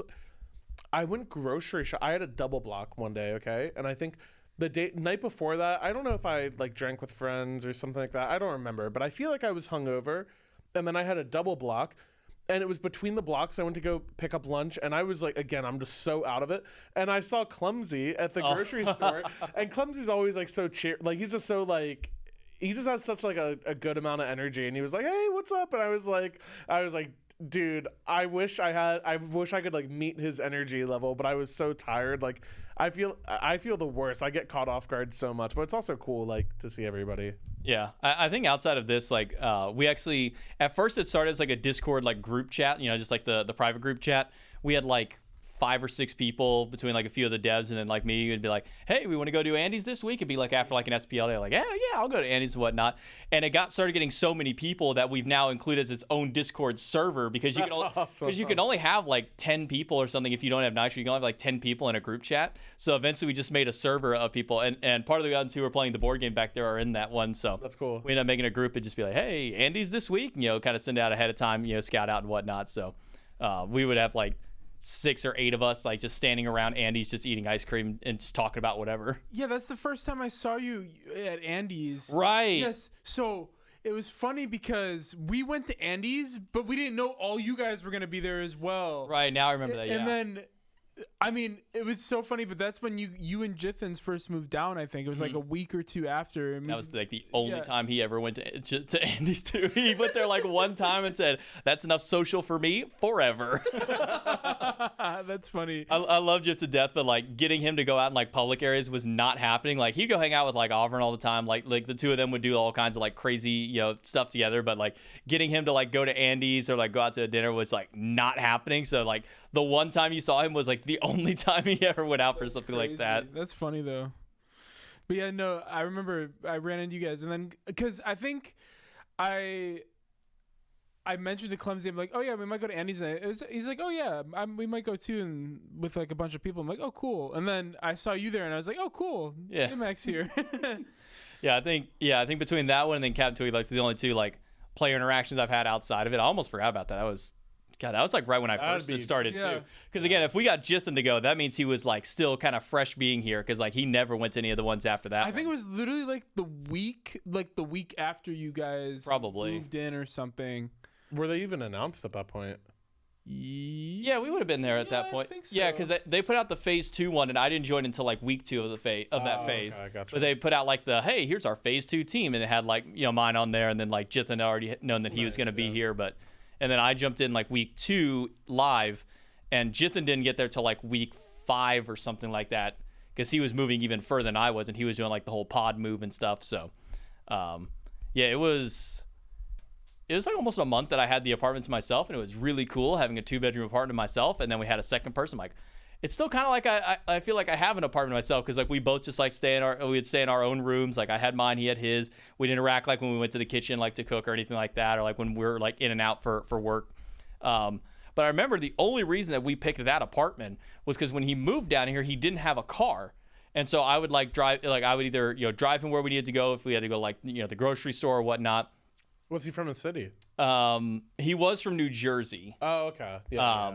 So he didn't have a car. You So can take like trains and stuff. So his whole premise for moving into that part was I'm like within walking distance of work. Like I can just walk to work, no problem. Mm-hmm. And then like 2 months later, he got a car, and I'm like, bro, if you would have just got the car sooner, we could have moved somewhere cheaper, because that apartment was like $1,900 a month for rent. Yeah, it was absurd. It gets intense. It's gotten even worse now. I mean, apartments are crazy so tough now around here. There's so many people that live here. I'm like, there's so many people in Alpharetta every rush hour. I'm like, where did all these people come from? Trying to leave this studio at like 4 o'clock on any Monday through like Saturday and Sunday is not too bad, but Friday traffic at like as soon as 3 p.m. to 7 p.m. you are bumper to bumper. It's taking you 30 minutes just to go a mile and a half. I went to go help out Agro just before this to like help him pick up a car or whatever, and like even just his exit, like they say they live out in like the middle of nowhere or whatever. Yeah. It takes me like I live like maybe like, I don't know, 10 miles from him or something like that. Probably not even. Like it takes me like 30 to 40 minutes just because there's just so many people. They're also like always building more stuff as well. Like the highways getting changed. I can't do it. This place, like I've been around like coming in and out of Alpharetta probably like for the last 10 years. Yeah. And I've seen, I guess the last 9 years, not 10, 8 to 9 years. But like back when I first came down here, like it was a different vibe for sure. It was so much like to now. Smaller, yeah. Like I feel like this area, for whatever reason, I think a bunch of tech companies are here, I think is what I heard, has just blown up with people. It is crazy. Like every year it gets worse as well with more and more people. It's crazy. Yeah, no, I moved a few exits up down the road, and like it used to be like okay, cool, I need to be in at 10 a.m. I can leave at like 9:55 because I'm just like taking literally one stoplight. But that one stoplight, I actually like timed it one day. It was exactly 2 minutes it took for it to give me a new cycle if you missed it, and they gave you like 15 seconds to make your turn. Otherwise, your light is missed. So if I wasn't at the light, I knew I was there for at least another minute or two before. But now I moved a little bit further away down the road. It takes me like maybe 10 to 15 to jump in. But like those first few weeks when I had swapped the parts, I'm like, this is going to take some getting used to, not being able to just like leave, like a couple minutes before I need to be there or whatnot. But it's not like we have like the hard time, got to be right at 10. We do like our mic checks at 10:15, and then by 10:30 we're good to like, throw the stream up live and whatnot. But it took like some adjusting to get that. But now we're like realizing all the traffic I got to deal with on the way in on those mornings. I'm like, dude, this sucks. I got to deal with the highway. Then I got to deal with the actual full road that gets here. It sucked. This might be just a me thing. My teammates were like, dude, why are you so angry? Like earlier today. And it was because I went to go pick up Coast, and he lives like a little further than the rest of my teammates live in a house together. He lives a little bit further. It's not too bad, but like, dude, that road that he lives on awful. Is the worst. By the way, for some reason, so he lives with Neil and Chuck, and and it's the same complex where Benny and Oath and Ducky live as well, and I dropped them off the other day, like sometime last week, and just on the road that brings you to their place, it was the four-way intersection. Yeah, saying, right? Yeah, it's like awful. 12 minutes just to go like a half a mile. It was crazy. That road is the worst. All I will say is is insane. The Northeast, like some of those states, like New York and Jersey, and like where I grew up around like Baltimore and DC, like the driving can get a little crazy, but it's not taking me long. No. I know that. It's not taking me long. There's a lot of cars, but it's going fast. They know how to go through Like, all those yeah, like people are just going from point A to point. In Georgia, there's so many people, and they're so slow. They're so slow, and no one uses a freaking turn signal. No one does. I almost lost my mind. I mean, I'm saying this as a joke. I'm not promoting road rage or anything, but like, I literally said to my teammates, like, it's illegal to switch lanes in the middle of an intersection, okay? I literally am going through an intersection. It's that four-way intersection that you're talking about, but it's packed. And this guy cuts me off, doesn't use a blinker, and also does it in the middle of the intersection. And I was like, guys, I've never had the urge to just ram another car a bit more than I do right now. I was so pissed. I was so mad. And we weren't late, but I got here at like 10:40 or something. I want to have time to like warm up and stuff. I got a nice Baba Yaga game in before I ranked it. That was nice, but yeah, it's tough, dude. I was driving. Me and Cyclone were coming from our house to here during the week, and that happened to me too. It was a landscaping truck with the phone number on the back. Literally, we're in the middle. We're going through a light, and in the light, he lane changes. It's like right where we turn into the studio, basically, like one of those. Yeah. Like he lane changes in the light, and I hit my brakes, and I'm like, bro, I'm gonna call the number on the back and tell him your guy's driving like a psychopath. I'm like, what is going on, dude? A couple weeks ago, I remember Nika normally sits like up front with me, is in the passenger seat. And I remember I went around a car because they were literally within the same lane. They're just like as if they're a drunk driver. It's like it's 11 a.m. like where you shouldn't be drunk here for sure. And he looks and the person's on their phone. This is a very like Northeast thing to do. If people piss me off, I just honk at them now. I used to never, ever, ever, ever honk, but now I'm just like, I just can't. I'm too much of a grumpy old man. Like I just gotta do it. Like I can't. If I see someone on their phone or someone pisses me off, they don't use a blinker, I have just been a nice little, depending on the situation, nice little light honk.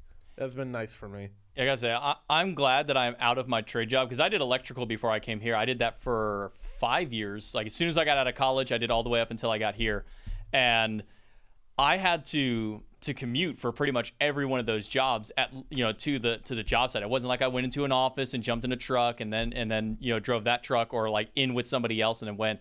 It was until like my last year and a half. It was always I have to go directly to the site in my own car, on my own gas, my own time. Obviously, didn't get paid for any of that. I'm so glad that like this job got me away from that.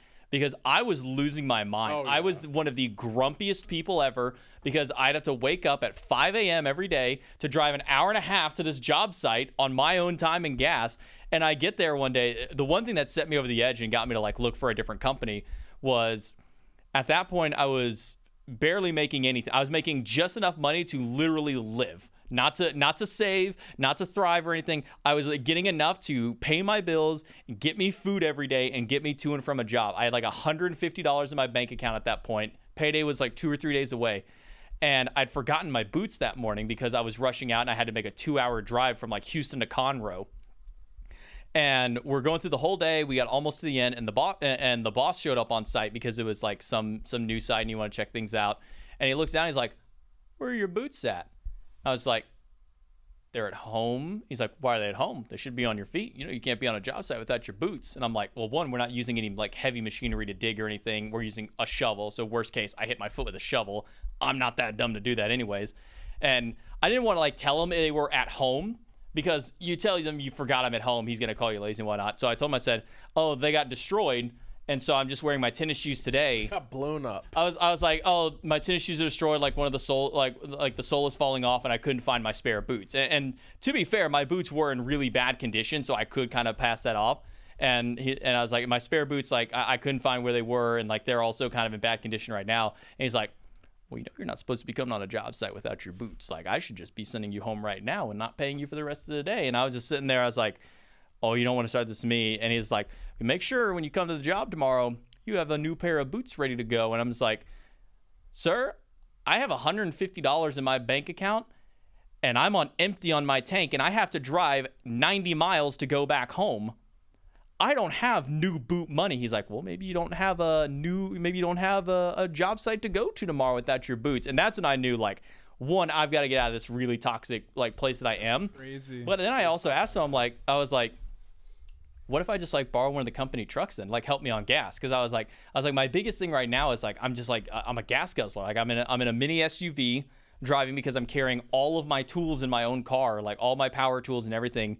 It's loading up my car, so I'm in a bigger vehicle. I'm like, I'm just like in a gas guzzler right now. It's like, can I get any kind of help on that? And he's just like, "Yeah, we can help you out on that." And he walks into his car and he pulls out 2 pieces of paper stapled together and he hands me the paper and he says, if you can like fill out everything on there, we can get you a truck, we can get you a gas car going." I was like, "Oh, that's cool." So I go home and I look at it. It's a 2-page list of tools that I had to have in a sense of like, if we send you to a job, you have the tool no matter what, and you don't have to depend on somebody else. This includes things like hot gloves to work on live, large-scale wires, like stuff that's like 600-volt wire, like 500 plus amp, like stuff that you would not be using on a normal day-to-day, and something that we should not be working on live to begin with. It's like 15 different kinds of screwdrivers, all these wrenches, like it's 2 pages of tools.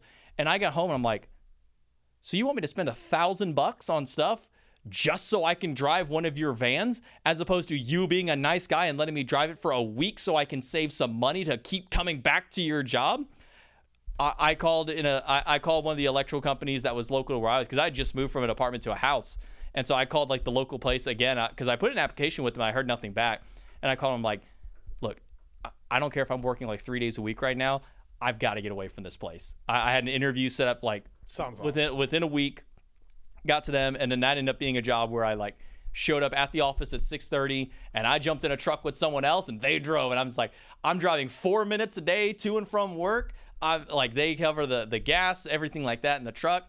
I don't even have to have like an insane amount of tools. Like I can just use, whatever I got, and then they provide all this kind of stuff. I'm like, this is a night and day difference. But I genuinely feel like if I did not get into that company before this one, I probably would have lost my mind, and I probably would have developed a severe road rage. Yeah. Well, we're glad to have you now that that's for sure. It's like, man, this job may have actually just kind of saved my mental and saved my life a little bit. No, it was so mentally taxing, but because I was still doing Smite at that time. Like I was still like casting, before I was doing the collegiate stuff at the beginning, and then I would do the SCC stuff and whatnot. And so trying to like also explain to like your boss there, like, "Hey, by the way, I need like Wednesday off at like 5 o'clock. And he's like, "Why do you need that specific day and time?" I'm like, "Because I gotta like cast a video game." And he's like,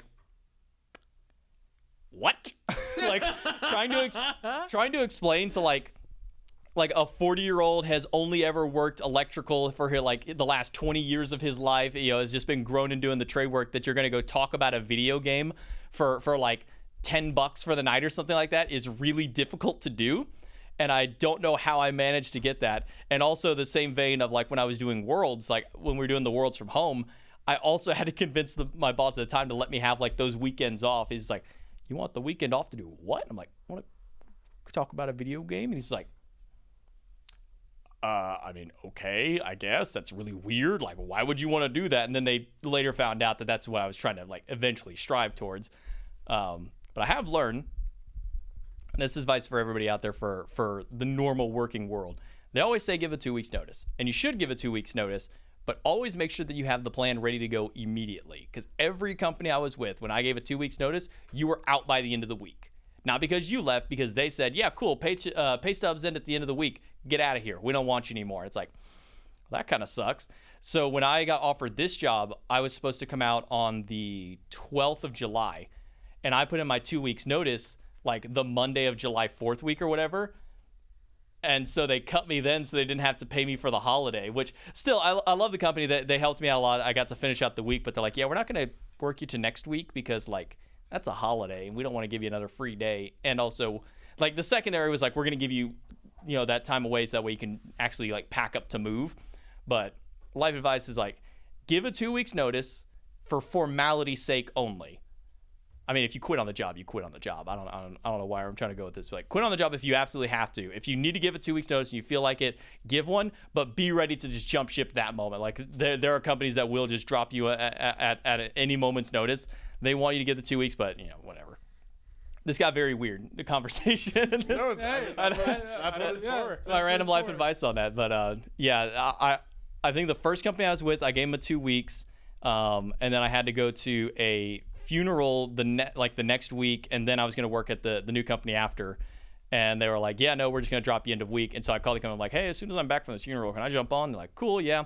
Then I get to the other one, and they required a 2 week notice. Like it was in like your contract you signed. They're like, you must give us a 2 week notice, or we take away like the last like 2 days of your pay. Like legitimately, like, we'll pull 2 days of pay out of your paycheck. And I'm like, you can't do that. Like I worked those hours. That's illegal. But they're like, oh, but you signed the piece of paper. I'm like, I don't think that's how that works. Like I'm pretty sure I can just leave and you can't do anything about it because I gave you my timesheet and proved that I worked those hours. But that company was weird. Like they made you like log in and sign on an app each morning to like clock in, and that hat thing also had to make sure you had location on so they could make sure you were there and not just clocking in whatever randomly.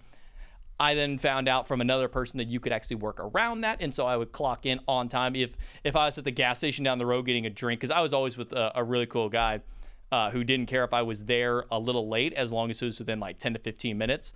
So I'd like stop at the gas station, get a drink for the day or whatever, and I'd be like, all right, cool, clock in, cool. If I'm running like 5 minutes behind away, I'd be like, and clock in, cool on that. But they were weird. I hated that company. There are a few companies I would ever badmouth, and I obviously I won't publicly name them, but like, if somebody ever came to me and said, hey, should I go work for these guys? Or, hey, should I get work done for them? I'm like, no, don't. Stay away from them. They're bad people. They overcharge. Like I don't know if you guys have ever done like any kind of just like home electrical work, like changing out plugs or anything like that. But there are these small little plastic pieces they're called wire nuts. Essentially, it's like to splice two wires together and twist them together safely. So you can go out and buy a bag of like 1,000 of them for like $10-15, pretty cheap.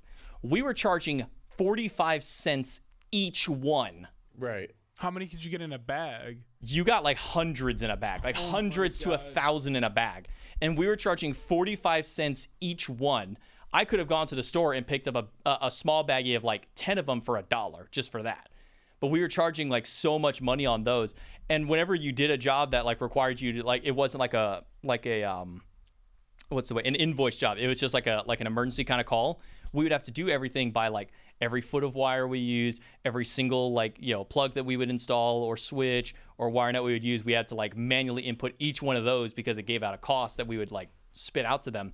And I'm sitting here like, we're charging this much for all of these things. Like we would buy like $5 worth of material and we're charging them $50 on it.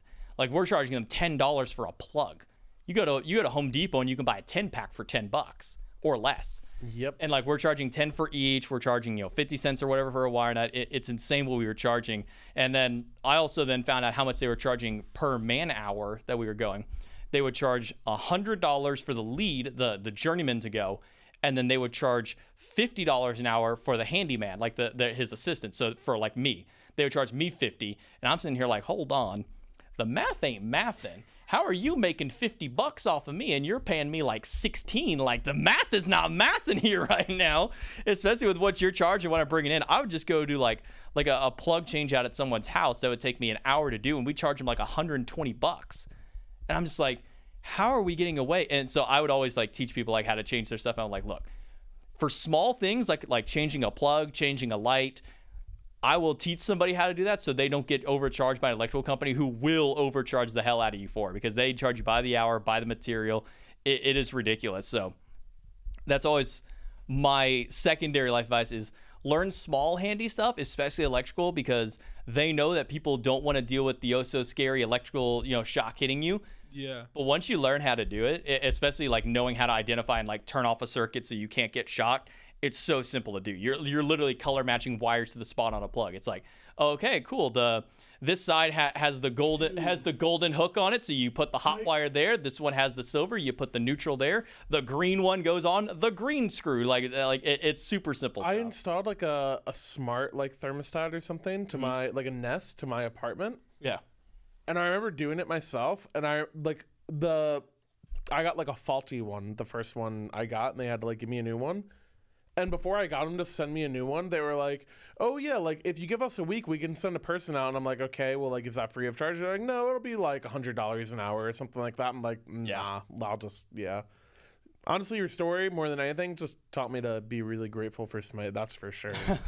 Definitely grateful for that. Yeah. Yeah. I mean, it's a field I would probably go back into if I needed to. It's one of those, like, it's glad that I did it for so long because I can always go back. And it's not like, the codes are changing drastically every time. It's usually more just like added safety stuff like, oh, hey, we were doing it this way before. Now we do it this way, but with like one extra little step just to make sure, things are extra safe. So it's a good one to have. And I recommend anybody get some kind of small trade-based experience, whether it's plumbing, electrical, HVAC, things like that. I also came to find out that electricians on average are paid the lowest out of all trade because we like undersell ourselves heavily.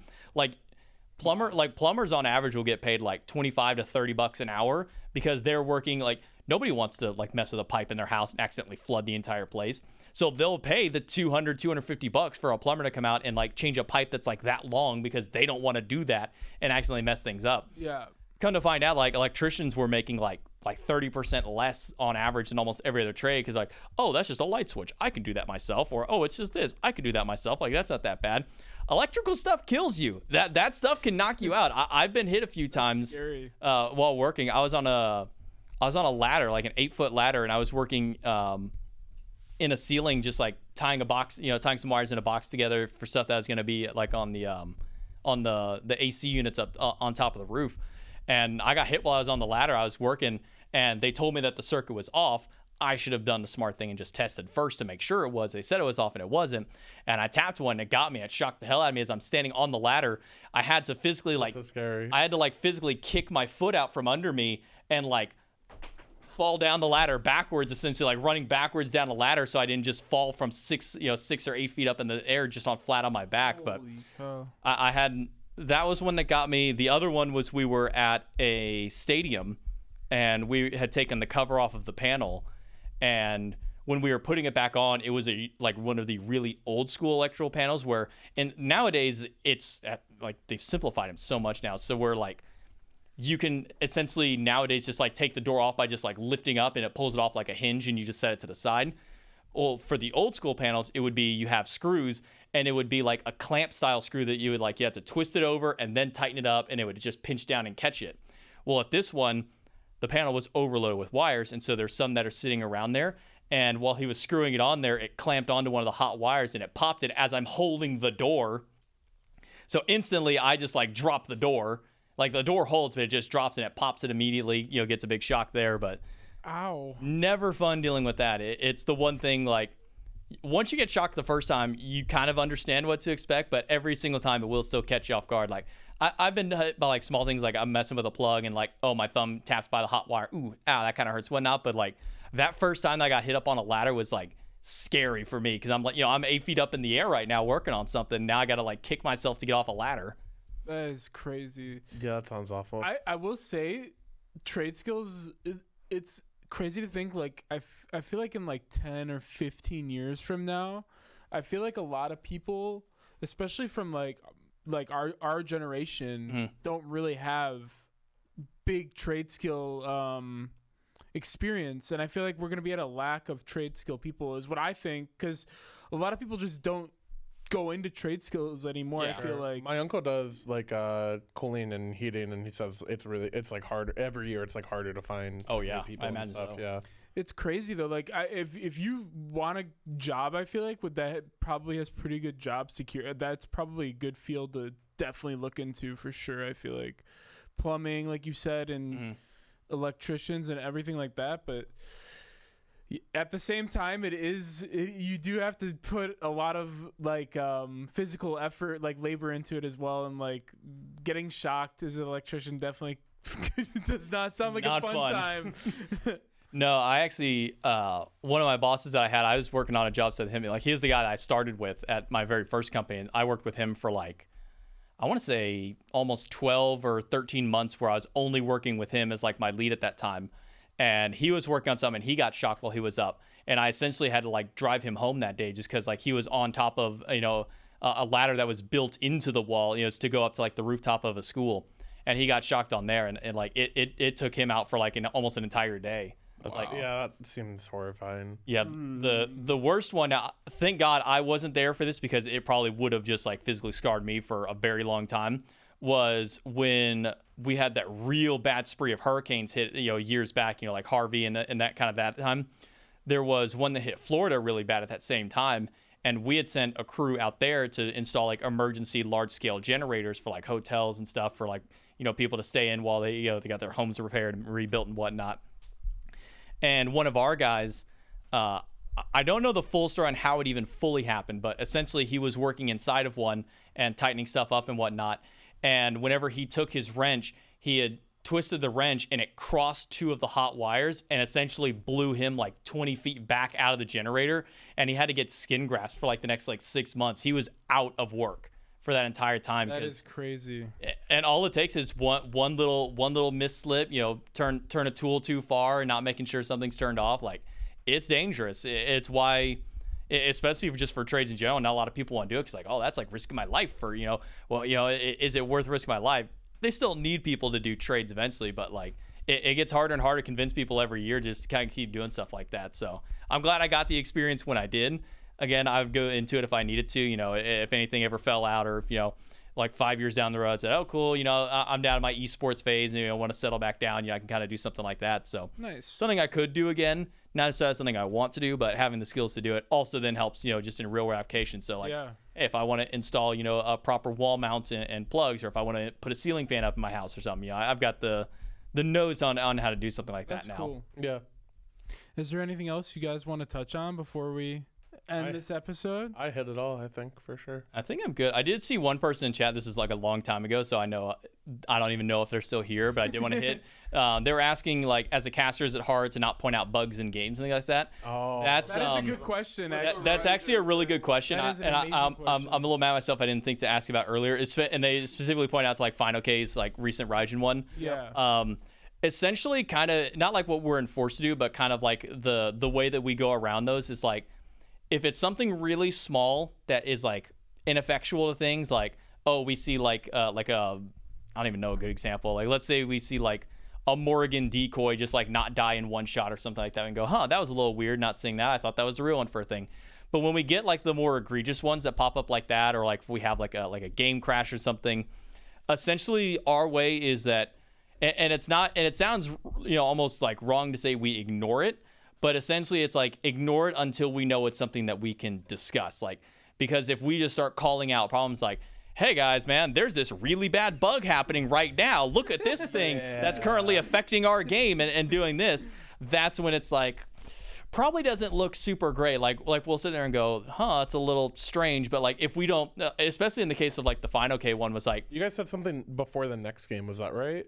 We did say something going into the next game after that, which was kind of not like the, it was kind of like the Band-Aid on it. Like, hey, this happened, whatever stuff was mentioned there. But in that moment, like, especially like right as it happened, we don't know if that's a spectator issue. Like we don't know. Oh, we don't right. like we don't like see it that like way, we don't know if Fine OK is invisible. So we're not going to say anything. We're just going to say, okay, maybe we'll get word on that one. And then typically once we get word like, hey, this is what happened. You know, you're cool to mention it, kind of thing. That's fair because there are spectate client specific bugs. Yeah. Like Morgan and Horus, like those two have the most Horus, prevalent ones right now. Like I actually got tripped up because Horus wasn't in the meta for such a long time when I first joined. And then the first time I saw that Horus bug, I saw him in mid lane. I'm like, I almost out of instinct just went, wow, Horus in the mid lane. That's really weird. But I went, and then Horus, and I looked over and like, wait, he's on that player. Don't say anything. Just keep moving on. Yeah, we haven't seen Horus in a while. It's really crazy. And I'm just like, don't say anything. Don't point out. It's kind of just don't mention it unless we know it's good to kind of say something about it. And then like if it becomes a problem later on, we come back out and we give our speech and whatnot about it. You know what's crazy? At the Worlds, Season 5 Worlds, when Artio was played a lot, she was super buggy. Oh, no. I remember that. Her 3 was backwards, and then when you 2'd... So all my friends that came, like half of them played Smite, half of them didn't play Smite. And my friends that played Smite didn't play it like that much. An Artio cripple on Spectator, you would press it and then it would just drop on the ground on Spectator instead of following her. And then my friends that played Smite are like, wait, did they patch Artio? They didn't know if it was like a change. A cripple skill shot. You're like throwing a Scylla 2 Artio. Yeah, they're like, wait. And then my friends are like, this is so weird. But yeah, no, I told them it's Spectator. Like, oh, that makes a lot more sense now. But it was really funny. That's like a perfect example of that when you're casting it, like especially like the Artio one, it's happening like every fight. It's probably hard to like not say something about it. In those moments, it's something that like we wouldn't address, like the Artio drops there, or like the case where any character that had a channeled based beam style attack would always point the same direction no matter what. Like Anubis, Artio, both of them were bugged at the same time to where like their beam only ever went like this way on the map or whatever for God knows what reason. So in situations like that, it's like we don't say anything about it right away because we don't know what's going on. When we find out like what it is, then we can say, if it pops up again, we're like, hey, just to point out, like this is just a spectator issue. The ability is actually working properly. It's just visually not working in an instance like that. Similar to like, the Morgan when she changes all the characters on one side, or Horus where it leaves the icon, on the map. It's some of them ones are ones that have either been around for a bit, or they'll just like pop up where it's like, just don't mention it. It's pretty rare you get like the invisible Raijin where it like, owns the players too. Like that is like rare. That is crazy that actually like that is like a thing that rarely happens, I will say. Like the other thing, remember in our set when I was on Trifecta, we had to remake the game. I don't remember why. But that was also like something that like never happens as well. Do you remember why it was United versus Trifecta Season 4? We had to make remake that was a tech game issue, but 2. I don't remember. Exactly I don't remember why. what happened. It wasn't. I don't think it was a tech issue. I don't remember, but I thought it was something. No, it was like it was like a slight tech issue. It was like I thought Sino couldn't do something. I don't remember what it was, but I don't remember either. But yeah, we like literally had to remake a game in the middle of it. Yeah, that's tough for sure. Yeah.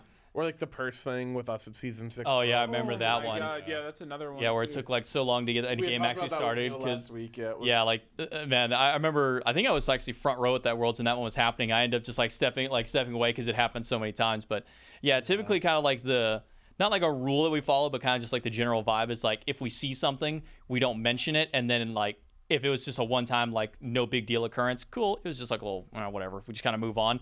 So it's not like necessarily that we're ignoring it. We're just not, like, pointing to it and putting it in a spotlight kind of thing. Yeah. So, like, that's why after, we made our statement about the Raijin stuff, or if we come back out and say, like, if it happens, like, 2 or 3 times in and we realize that, we can be like, hey, can we just go ahead and say something about this real quick because it keeps happening kind of a situation. So it's less of, like, we ignore it. It's more so we just don't bring attention to it.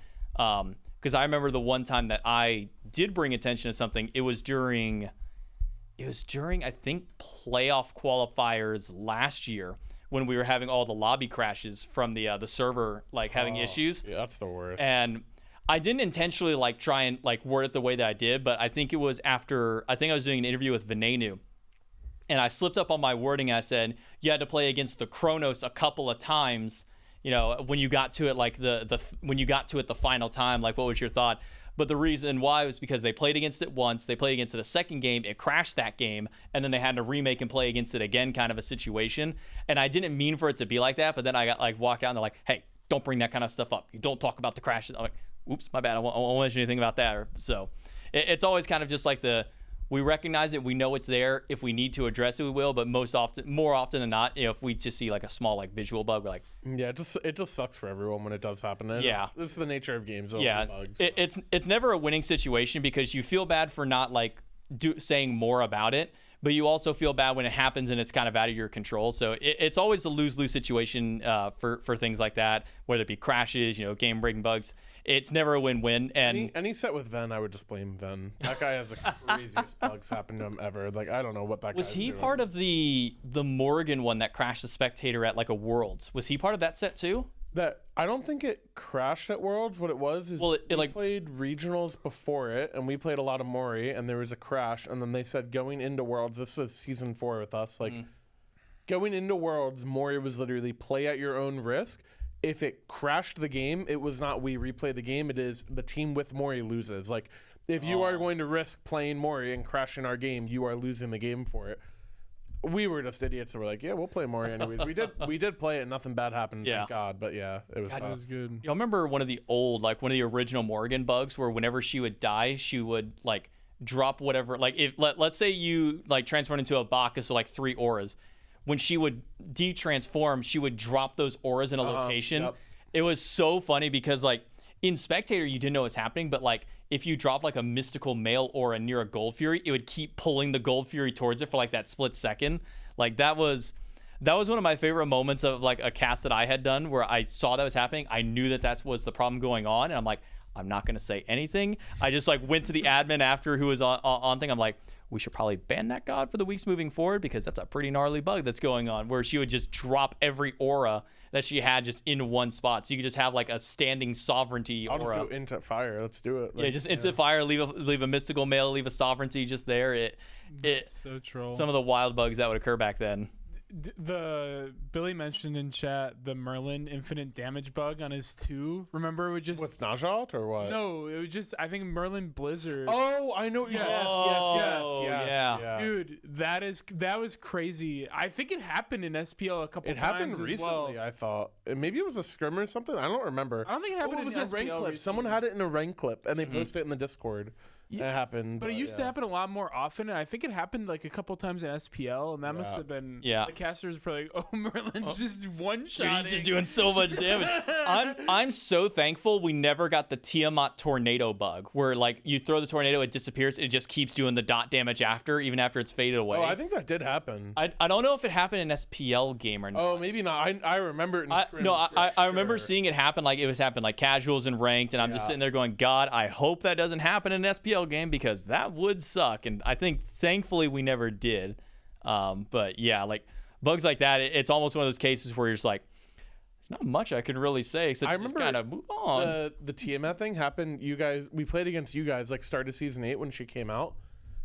And I remember the bug happened to us in a scrim, but we didn't know it was a bug yet. Like we had just started like scrimming again. Yeah. And we didn't experience it yet. And Alec like pressed T or something. He's like, "Wait, Tiamat tornado did 4K damage. Like that god's broken." Oh no!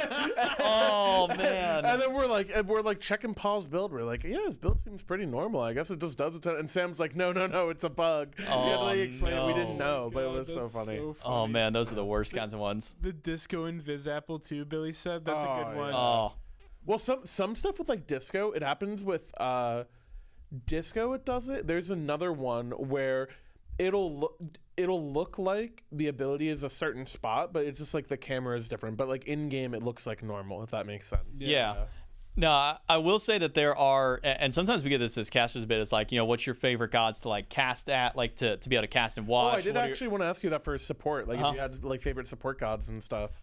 So favorite support gods for me to play personally, it's Sylvanas and Atlas are like my top 2. I think Charon and Maui probably kind of round out at least in the top 4. What about for casting? For casting, I love watching Bacchus plays. Like Bacchus was my first ever like diamond. Was so fun. He was my first ever diamond god, so like it's the one I have like the most like OG time on. But like probably Bacchus in there.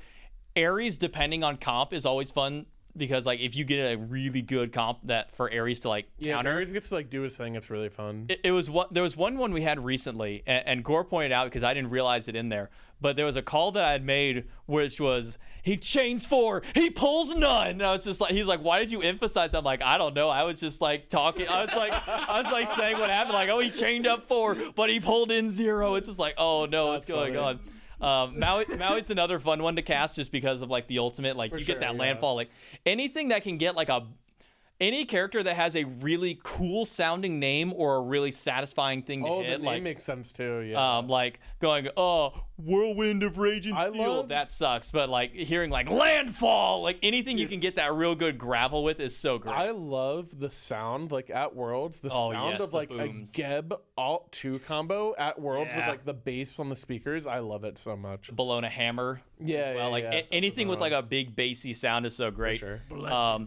I will say complete opposite of fun things to cast. I hate casting Cthulhu games. They are the worst. They are just the ultimate visual clutter on a map. And now that we've seen the Ravens do Cthulhu Morrigan twice in a week, I'm sitting here saying maybe I don't want to cast any more Ravens games because one Cthulhu's bad enough to cast because there's just this giant dude on the screen. He takes the entire screen up. You can't see. Then you get 2 of them at the same time. It is a nightmare. But I will say one of the coolest visual things we ever had was it was whenever we were doing a lot of like cinematic style of plays. And so I'd go in like, all right, here are like the top 3 plays of this set. Here are the top 3 plays of this set. And we'd send that off to another guy and he'd come back with like cool visual stuff. There was one where I think it was your team, but I can't remember. It was a Cthulhu Morrigan game. And the Morgan transformed with the Cthulhu at the exact same time. Yeah, I'm mid. And then Benji Paul were running it down as Cthulhu Morgan, and they were using the exact same abilities at the same time. So you just see like the double, whoa, bam. It was the most. Is that against us? I feel like that was against us. I'd have to go look it back up, but it was like the most intimidating thing to watch from the other player perspective. They were in sync. Yeah, I don't know. It was perfectly in sync. That was cool. I remember that. I got front row seats to that. Oh. Yeah, I feel like that was. I don't know if it was against us, but I remember there was a time we played against you guys, and you played Mori Cthulhu, and we tried to push mid because we were like, oh yeah, Moriarty's still down. It's only one of them, and then we saw like Paul turn into. Excuse me. We saw Paul turn into Cthulhu, and we're like, uh-oh.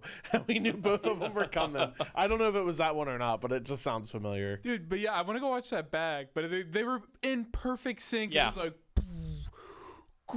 Yeah, it was like same swipe, same knockback. Yeah. They would both do like the heal at the same time. That's like it was so crazy to see. Like if I'm an enemy player, I'm forfeiting at that point. I'm hitting F6, but I'm saying, get me out of this game, seeing that run at me. So that was like the one exception to a really cool Cthulhu moment, but like that's like the opposite of what I ever want to cast. Like I see 2 Cthulhus, I'm like, cool, I don't get to ever see what's happening in a game. This is not going to be fun. Other supports I will say are fun to cast. I love watching Sylvanas games, not only because I love the god himself, but like getting to see those crazy pulls. He's like, so fun. You get one of those blind pulls or like just one of those non-set up ones. You just go for it.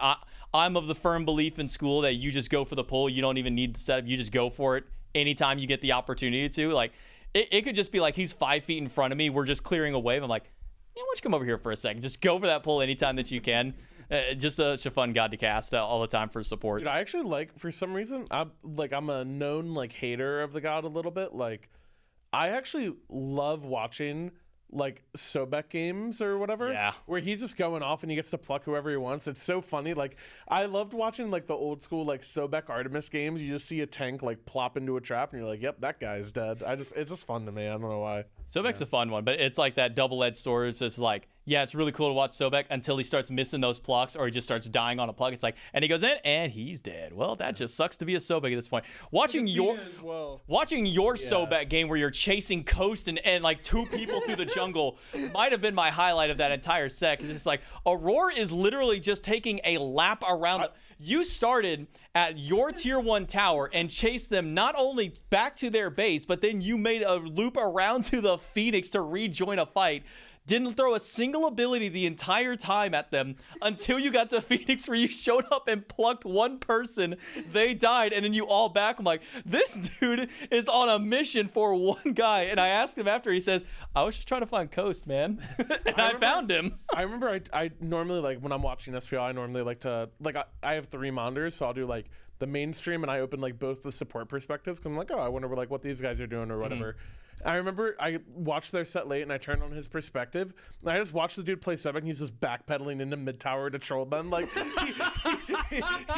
backpedaling, and then he turns around, and then he's just, like, waddling around his Sobek, and he's just being a troll. Like, I just loved it. I love it so much. It looked like you were trying to, like, bait for something so hard, because when you backpedal in the tower, I almost lost it. I'm like, I'm not going to say, like, I try and keep laughs out of cast, because it just does make it feel more genuine when you have those laughs. But that was a moment where I had to go, do I laugh at this or do I not? Like, is it appropriate? Like, I'm like, dude, what is he doing? Like, he's scaring me. You're freaking me out right now, and I'm watching from the top down. My favorite is I just started backpedaling up mid that set, and Oath just blink on me. He just sees the Sobek going, doo-doo-doo-doo. And then he just blinks. I think it was Circuit, right? Mr. Turtled him, I think. Oh, no. No. Yeah, I did. God. Give him the Mr. Turtle treatment. I'm now waiting for one of y'all to give a Mr. Turtle treatment in a game where you're just walking down a lane, just nothing but taunting. Oh my god. Yeah, thanks for joining us, JMac.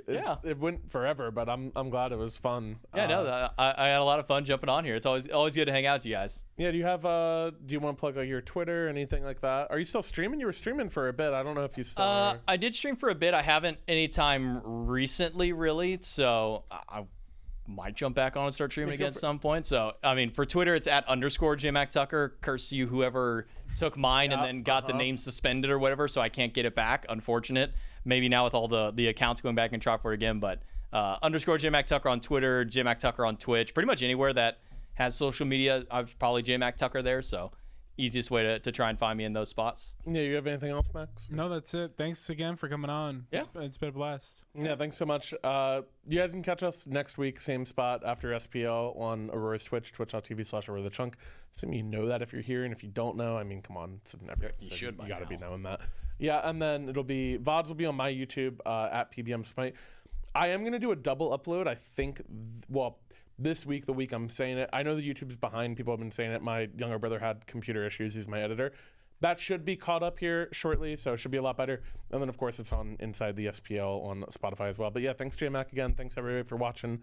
Hope everybody had a good weekend. Nice week SPL, and we'll see you next time. Yep. Thanks for watching. Have a good night, guys.